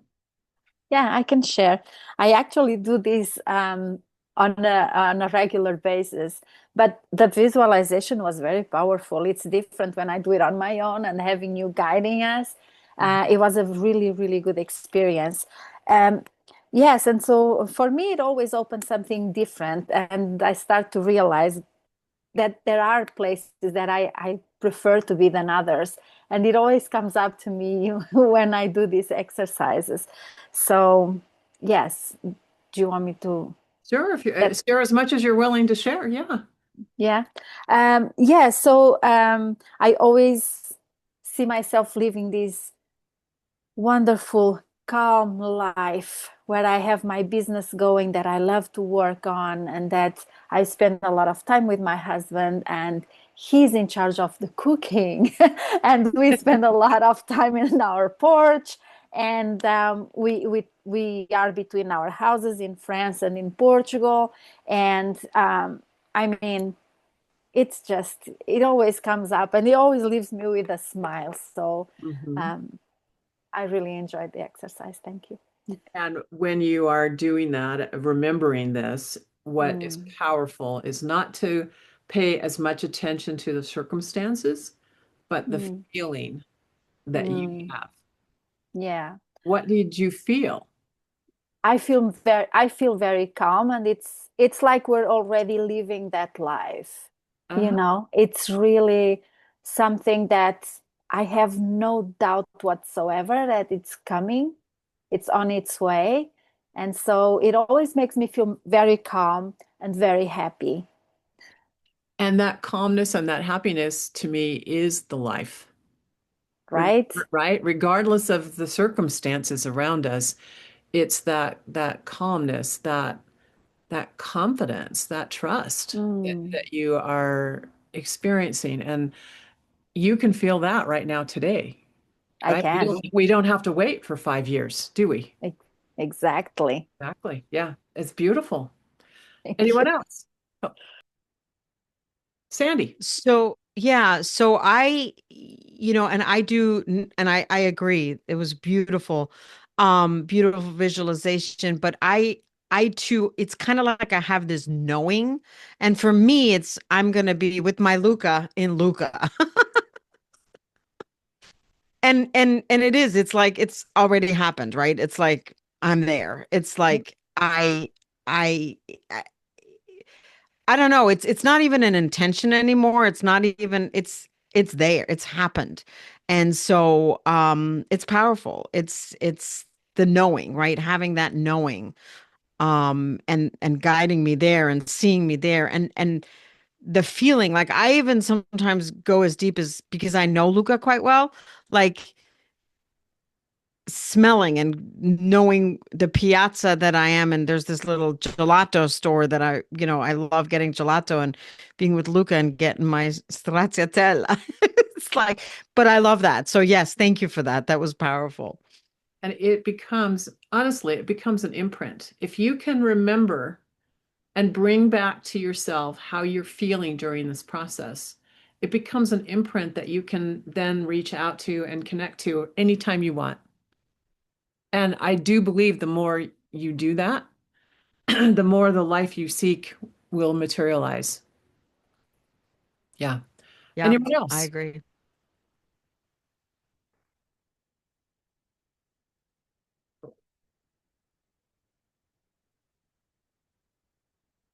I did this a few months back, I think in 2026, through a healing meditation that I had attended. Excuse me. And it has really stayed with me. I can remember that woman. She in times when I need her, she can show up.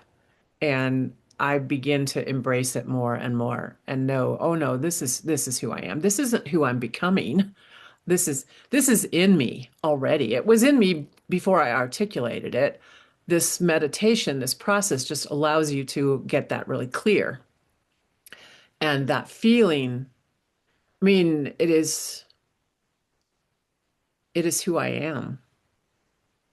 I don't have to wait to become that woman. And that would be, I think, for me, and the experience I have with transitions, that becomes the treasure that I come away with as I complete what I call the hero's journey, right? So if you have studied with, if you've read anything by, oh gosh, I'm going to forget his name now, The Hero's Journey. There's a man, Joseph Campbell. Thank you. He went around the world and observed cultures, and he said what was really interesting to him was there's one story that every culture always tells, and that is the hero's journey. And then he spent a lifetime of his work articulating that in minute detail around what that is. Many movies today follow that same structure. If you think of Star Wars or Wizard of Oz or any story, there's a hero that gets called, doesn't necessarily want to go, but somehow ends up going on some journey. They have a group of friends that come along with them, and they have to, slay the dragon and find the treasure, and ultimately they grow and they transform. And this pause that we are in when we are in our 50s and 60s is really a transformational journey. It is a hero's journey, and we walk through it. Sometimes we stumble through it, but we eventually come out of it and we go back to our lives, to the real world, to the everyday world, but we come back different. And Campbell would say, has said, the hero comes back with the treasure, which is the change, the wisdom, the new learning, whatever that is that was achieved during the journey. But the hero also comes back with the story. And it is, as a human being, our purpose, our responsibility to share our story with others, because that story inspires even more people to take their journeys, to not be afraid. And at the same time, the hero also has to learn now how to live in the everyday world with the new wisdom without forgetting it, right? And going back to old ways of being. It's actually, I think, impossible to go back to who you were before once you've completed this journey. You are changed by it, but with intentionality, your change can be more dominant and more powerful for you, the life you live, for the people that you love, and for the world around us. So with that, I open it up for some more comments, and then we'll move on to the panel discussion. But this is a moment now to talk about what you experienced, what you're thinking. What would you like to share if you do?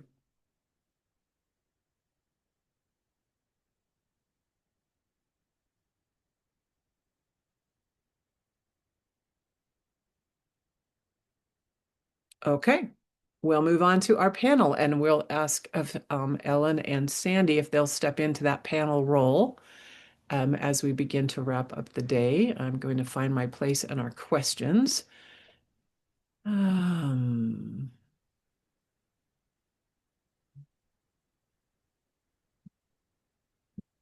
here we are. Oh, before we do panel, I forgot, we have a reflection question that I will offer as part of our process. And this we can talk about briefly or as long as we want, and then move into panel. So as you think about this question, I just want you to reflect deeply over the last 3 days, the last 3.5 days that we've been together. And I'm going to offer 2 prompts, and I will actually post them both in our chat.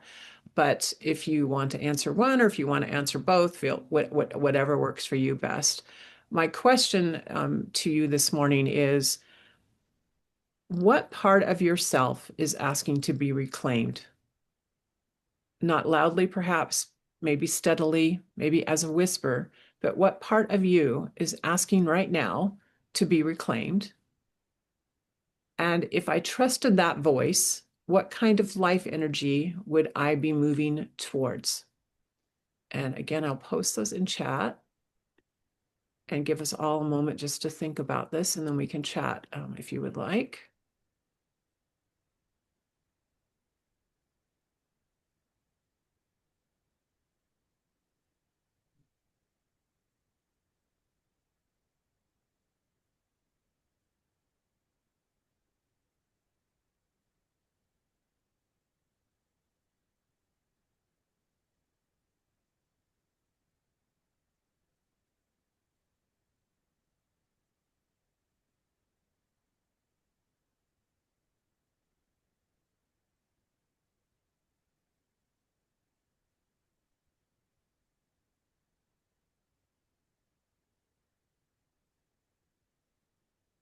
Anyone like to start?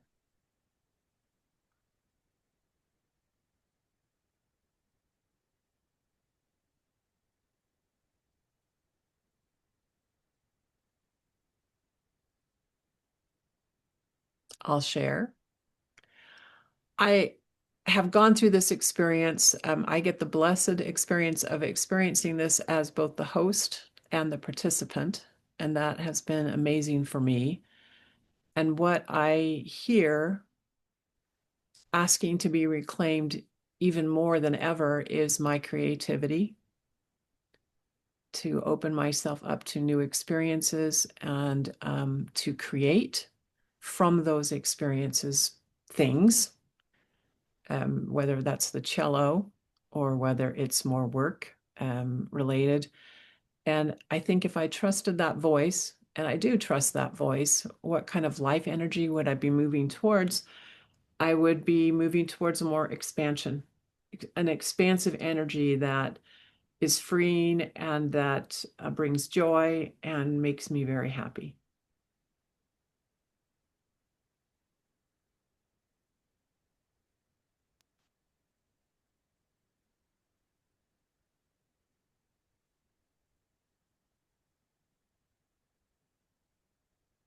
Can I go?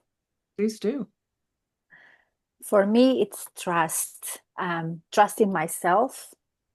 These 3 days have been amazing, and I've gotten so much out of it, and I'm still processing everything that I've learned, that I've heard. I still need to figure things out for myself, but I think trust, like with the visualization we just did, like I have no issue knowing that that's gonna happen. That's happening in my life. That's just a given. I don't know if it's a feeling. I don't know, but I don't even question how it's gonna happen. I just know it is. But I don't get that in other areas that I'd really like to have that certainty that, just because you don't see it, it's not happening. And so maybe lean more into that trust, into that gut feeling. Try to move a little bit up, and start asking these more concrete and more serious questions of myself to get that response. And I love what Dr. Ellen shared, to ask the universe, just to show you more, to give you more. And so I think I need to be bolder, and just step into that with trust. So yes, that's what's going on for me right now. I love that, Sarah. Thank you. Thank you so much for sharing.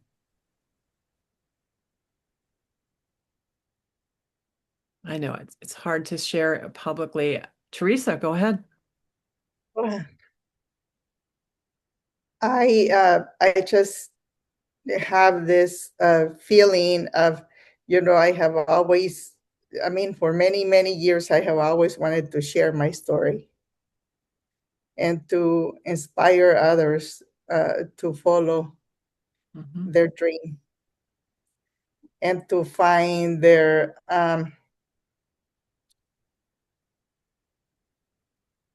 to find someone or me to be that person that encourages and supports and gives the 17-year-old Teresa the belief like someone had in me to share it with others.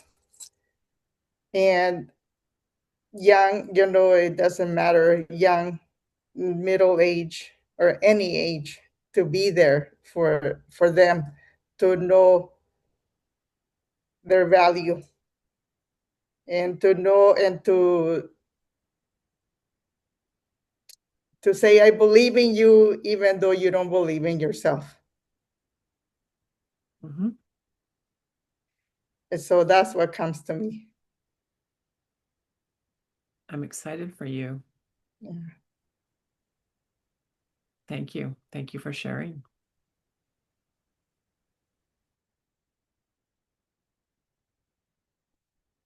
Anyone else want to share before we move on?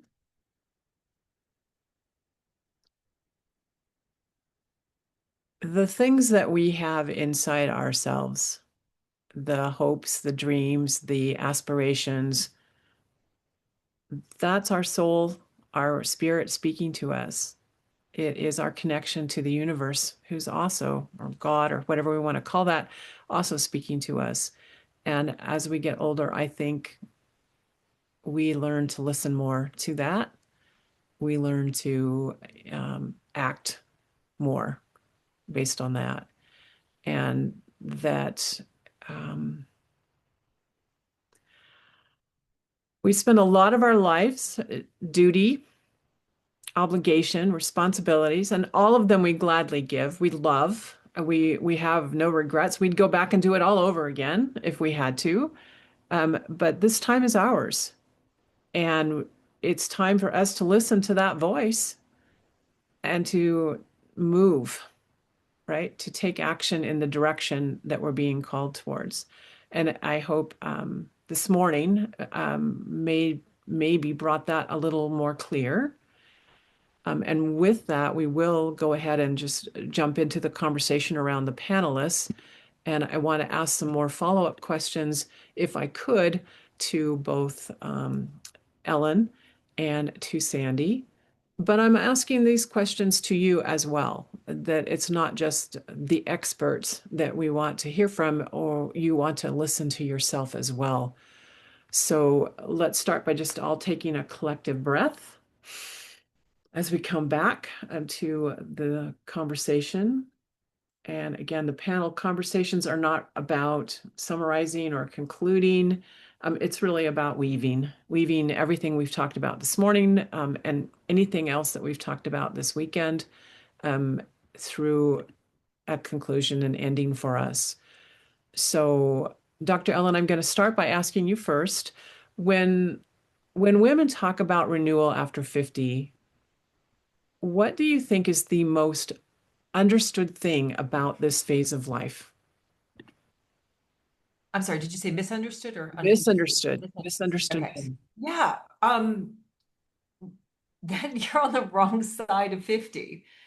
It's all about decline and things going south and how hard it is. And at 63, I'm just having such a good time. I've never felt so vibrant and joyful. And when we did that exercise, what came up for me was just allow that like messy 6-year-old to show up. And so we really have it wrong, this idea. And that's, our whole culture is designed to disempower midlife women because we are so wise and powerful. And it's here to say, you're old, you're washed up, it's all downhill. And, I think Sandy will probably echo the same thing. It's like, no, it's like, go out and play and live. And for me, it's so much about, you're running out of time. When you hit midlife, you realize that there is more time behind you than in front of you. I'm hoping to make it to 100. My parents are 93 and 95, so I've got some good genes there and stuff too. So, and also, if you are struggling with health issues, I would say I have a background both sort of science and soul, and so being a dietitian and a health coach, but you can also transform your body. And you can also transform your body image. And I think that's a big thing that for midlife women is like they look in the mirror, they don't like what they see. What my work and my research really showed is that learning self-compassion, that being kind to yourself changes the way you view yourself. You look in the mirror with soft eyes and you realize I am great. I'm a badass. I'm cool. I'm joyful, whatever it is that you want to be. So I guess the ultimate is that your best years are in front of you if you get off your fear potty and you do like what Sandy's saying, you travel, you write that book, you start that business, you do that thing. And the hard thing is that every single time that you step out, the fear is going to show up. And I think, Sarah was saying that, on like extrapolating that into different areas of your life. I have to say that every time I sit down to work and I'm building bigger things. I'm building this whole dragon flying academy where I'm helping with midlife women to go dragon flying, have this really interesting transformation. And it's scary to step into your power in your shoes, and you want to stop and you want to quit. But I'm here to say that the best is yet to come, and you got this and you can do it, and you're not alone. You've got like communities of women like this group here, everybody's behind you. It's all like go, you got the universe behind you. But yeah, I just love this time of life. It's just, I never in my wildest dreams could have imagined that it would be so beautiful, not just like having a great new relationship and living in Costa Rica. And I've got all these bonus kids and my career is fun. You know yourself. You love yourself. You can empower yourself. You can get that energy if you're, going through midlife menopause and you don't feel as good as you like physically. You can change that by changing your lifestyle. So it's the sky's the limit. This is not the wrong side. It's absolutely the best side. Yeah. Sandy, how about you? What are you thinking in response to that question? I mean, I would just echo everything Ellen said and add on to it. I hear so often, "Oh, I'm too old. I can't do this on my own," talking about travel. And I'm like, "No. This is the time because you don't have to worry about all the things at home. Your kids are most likely out of the house. I do hear from some women, they're in the sandwich generation, but they're not they don't have to have the whole weight of their shoulders. They can leave it for a while and then really truly step into that exploration and, with your dog, right? Or without, just go do. So yeah, I mean, I agree. I think this is the best time. And, build that business that you always wanted to and never did, do just go out and do and enjoy. And yeah, Write the the book, sky's the limit. play the cello. Play the cello, go do Tai Chi, Tai Chi. whatever, boxing, whatever. Absolutely. Exactly. And, we're, I kind of, what you said earlier about when we're young and travel, and of course we're younger and we want to impress and the boys and all that. And when we're our age, like, who cares? Like, I honestly don't care. Like, whatever, like me, don't like me, go do, just be you and enjoy. I so agree. Wonderful. And next question I'll ask the panel is, how do we recognize the difference between pushing ourselves to rise and allowing a more organic emergence? And Sandy, I'll ask you to start with that one. So I think what's often misunderstood is that renewal after 50 is supposed to look like this big dramatic whatever thing. And it's not about reinventing. But what I do really truly believe is that a lot of us said, I should have figured this out by now. I need to make a decision. I should be doing more with my life. And it just felt like, pushing a rope, right? That term that we say, pushing a rope, and everything feels heavy and stuff. But I've really learned that, I mean, I didn't start this. I've been booking travel for people literally all my life, but just started it as a business. It just happened organically. I'm like, why not? And yes, it's slower and it doesn't happen as quick. It didn't happen, it doesn't happen as quickly, but I gave myself space and, why not? Right. So instead of trying to make something happen, I started being drawn to it. Like it finally, or I finally allowed myself being drawn to it because why not? And it gave me energy instead of draining. So yeah, it just feels steady. So for me, it's like, I don't want to push a rope anymore. It's not supposed to be full of pressure and prodding and, just forcing it, right? It just organically just feels more like just listening to our intuition, right, Ellen? Listening to our intuition and then responding to it and trusting more. Perfect. And Ellen, how about you? What are you thinking with that question? It's what Sandy said was stop shitting on yourself. It's if it's I should do this and I should do that and I should do this. It's let go of who you think you're supposed to be and embrace who you are. Is it coming from this essence of who I am? And you might need to step back a little bit and figure out like, who exactly am I? And that's like one of the things I have people do when I start working with them is, what did you love to do as a kid? What are your strengths? What are your weaknesses? What does your human design say? What's your incarnation cross? But is it coming from, like Sunny was saying, this organic place? Like you think about seeds, right? Are you a tulip bulb? Are you an acorn? Are you a what are you? And maybe that's your first process is just figuring out like, what do I love to do and finding a way to do it. But it's about doing it from this organic place of self-awareness and self-love, not I should be further along and I should look like this and I should do that. And this whole, it's not about self-improvement. It's about coming home to yourself. And you know what occurred to me as you were saying that, stop trying to make things happen, let them happen. Right. You still have to take a step. It's like you're getting, I think, I guess a metaphor is, they say, let Jesus take the wheel, right? So it's like you've got your foot on the gas, you've got, you putting some skin in the game with that next step, but you're going allowing, somewhere. yeah, you're going somewhere, but you're giving the universe space. I mean, again, myself is Costa Rica. Like I didn't know that this would be someplace that would feel so much like home to me. Just, Hurricane Ian hit, I was going to go to Florida. And then all of a sudden I'd always wanted to go to Costa Rica and showed up here and we bought a house. And it was such a great decision, but it wasn't because I think I should live somewhere else or be an expat. It was just like, this feels right, even though it's incredibly scary. And it was from your heart. It's what you wanted. Yeah. You listened to yourself and didn't ignore it and say, maybe someday. Now is the time. Wonderful, wonderful. And last question. In the work that you do, what supports women in sustaining renewal rather than slipping back into old patterns? Like I said earlier, when we come home to the real world, the everyday world, we learn something about ourselves and we have to intentionally live that lesson, those diamonds, that treasure in our life. What helps you hold that instead of forgetting it or losing it? And Dr. Ellen, how about we start with you?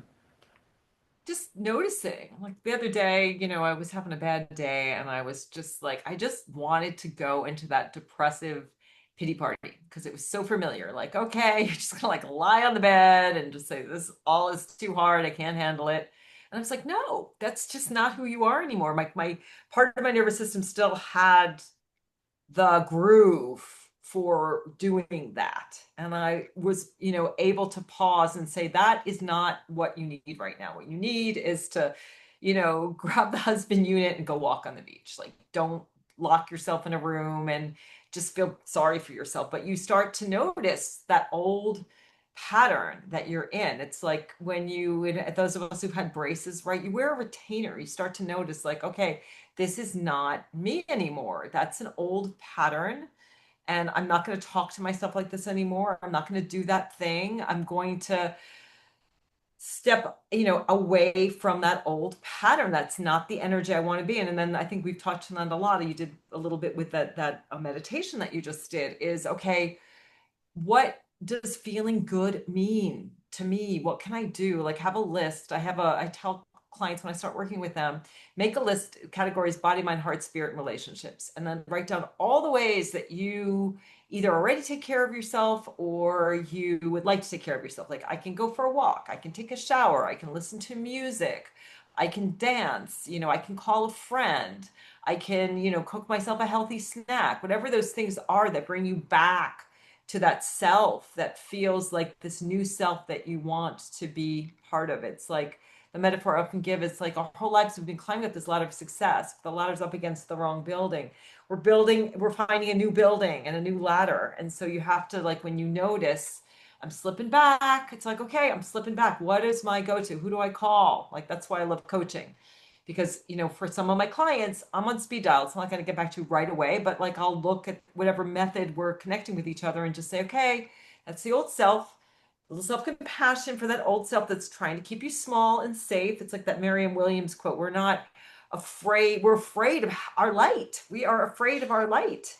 How And powerful so we are. we have to really give ourselves compassion for that part of ourselves that wants to keep us small and safe. Notice this is not me, this is the not self now. And that's why I love human design too, because we start to learn. And again, I recommend get your human design chart.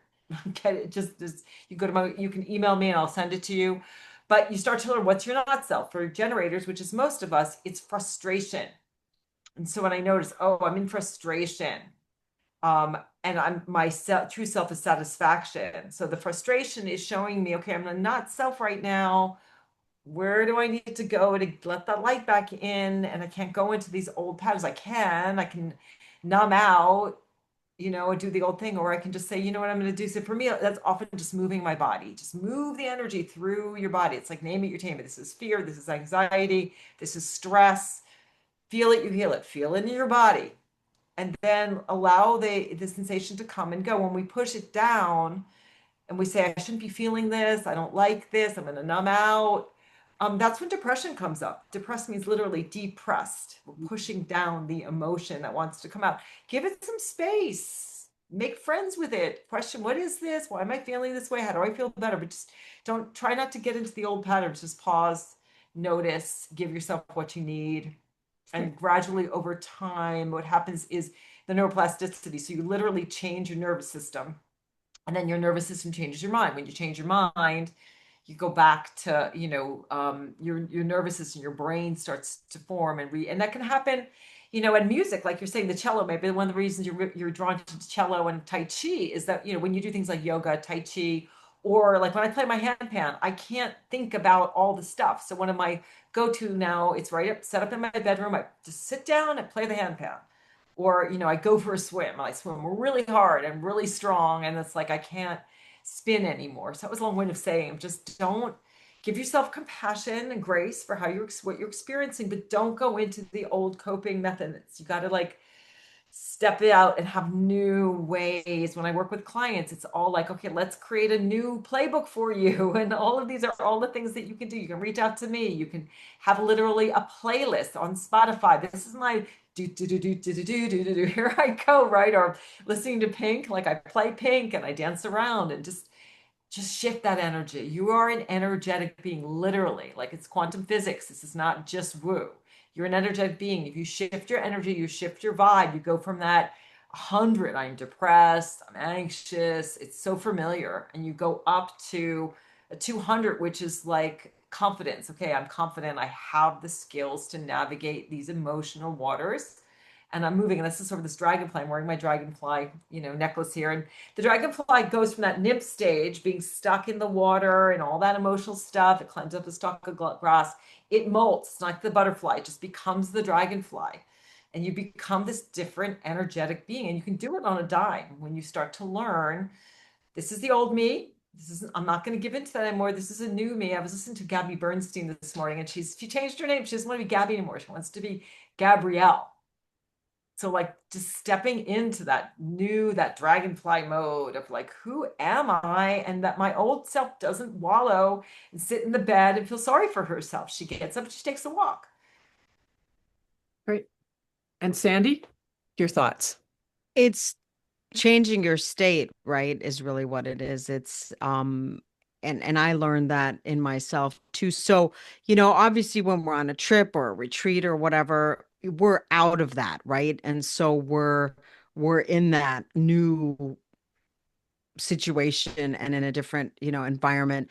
And then we get home and then we go back into the exact same schedule. So that's really where I suggest to women is, go back to when you were, like, how was it different? Doesn't mean your whole life has to change, but baby things, like we said earlier, don't get on your phone first thing in the morning. Take time for yourself, and stop putting yourself last. Don't slide right back into that putting yourself last, taking care of everybody else, because that's what a lot of us do, right? So really make small adjustments and stop saying yes to everything automatically. Again, that's something that it's habitual. It's like it's habitual. So leave a space in your calendar instead of, having some white space in your calendar. And I had to learn to do that. I was like time blocked from the morning till night. And now, no, there's white space. And then going for a walk, reading, go outside, journal, meditate, just change your state. I 100% agree with that. And again, put yourself into that. I was away, and what did I do differently? And be more deliberate and intentional with your time rather than just functioning. Great. I will share too a little bit about a conversation I did have with Lady Amran that we did before the summit. And she is a gamer. She likes to play games. And so we talked a lot about how you're playing a game and you're at like the 4th level. And you're done with it. You've done it all, but you're just going back and forth and picking up things and doing this and doing that, and you're having fun. But finally one day you realize you need to go to the 5th level. It's time to move on. And so you slay that dragon the last time that needs to be slayed on level 4, and boom, you're now in the 5th level. And as you begin the 5th level, there are some things you need to remember. One is you have all the wisdom, all of the experiences from the past levels, from your past, that you bring with you into the 5th level. And those include tools and strategies and techniques and ideas on how to get through the 5th level. But secondly, you need to remember you are starting new. That the 5th level represents new challenges, new ways of being, new ways of thinking, new experiences. And so you need to come from a place of love and compassion for yourself, forgiveness for when you mess up, but then still the determination that you're going to keep going through that next level of life with all of the new challenges that your new life is bringing you. So I would just add that to the conversation as something for people to consider, that going back into the ordinary world, yes, you've accomplished so much in this journey that you've been on, but also be kind to yourself because everything now is different. And it may not physically look different. It may be the same house, the same people, the same whatever, but you are different. And so appreciate that and never forget it as well. Honor it. Yeah. Honor it. Absolutely. So with that, we're going to go ahead and move towards just wrapping up the day. I do want to especially thank both Dr. Ellen and Sandy for being here today and sharing with us their wisdom, their insights, and their perspective on being 50 and older. I also want to stop and just pause and offer gratitude to someone who has been holding the field of the summit with me behind the scenes. Varushka has been attending the rhythm of these days for us as well, helping manage the transition, the timing, dealing with quiet details that allow this experience to breathe. Her presence has made it possible for the summit to feel grounded, spacious, and human rather than rushed. And so, Varushka, I do just want to say thank you for your steadiness, your care, your attention that you've brought to this container. I do know that everything that you've done has really helped and it did make a difference. So thank you. Yeah, you're welcome. And beyond that, for those that have chosen the integration pass, I know several of you are there. You will receive some follow-up emails from me regarding how we move forward with the integration circle and all the other programming details that you are signed up for. So that is coming. As we come to a close, I do want to thank everyone, though, for just being here, for being present, whether you're here now, this moment, or whether you're here later as you watch the replays and give your attention and time to this process. Over the last few days, I think something quiet has been happening, not a perhaps dramatic transformation, but a reorientation, so to speak, a loosening, a remembering, a steadier relationship with yourself. And you've already done enough by listening and by letting yourself be here. I offer and invite to you that you take away from this experience what is true for you. Let all the rest fall away. Trust that renewal does not need to announce itself. It knows when to rise in its own time. And with that, I open it up for any closing thoughts, comments before we wrap. And I see the chat's been going. Oh, yes. Thank you, everyone. It's been wonderful to be here. We will end early then. I do appreciate again everyone for their presence today and throughout the summit, and wish everyone well. There will be more emails coming from me this afternoon regarding the replays and the resources for today and moving forward. Thank you so much, Laureen, and thank you, Verushka. I appreciate it. It's been great. You're welcome. You're welcome. Enjoy the day, my friends, and we'll be in touch. This was an amazing circle of women. You have brightened my life. Thank you. Thank you. Bye-bye. Bye.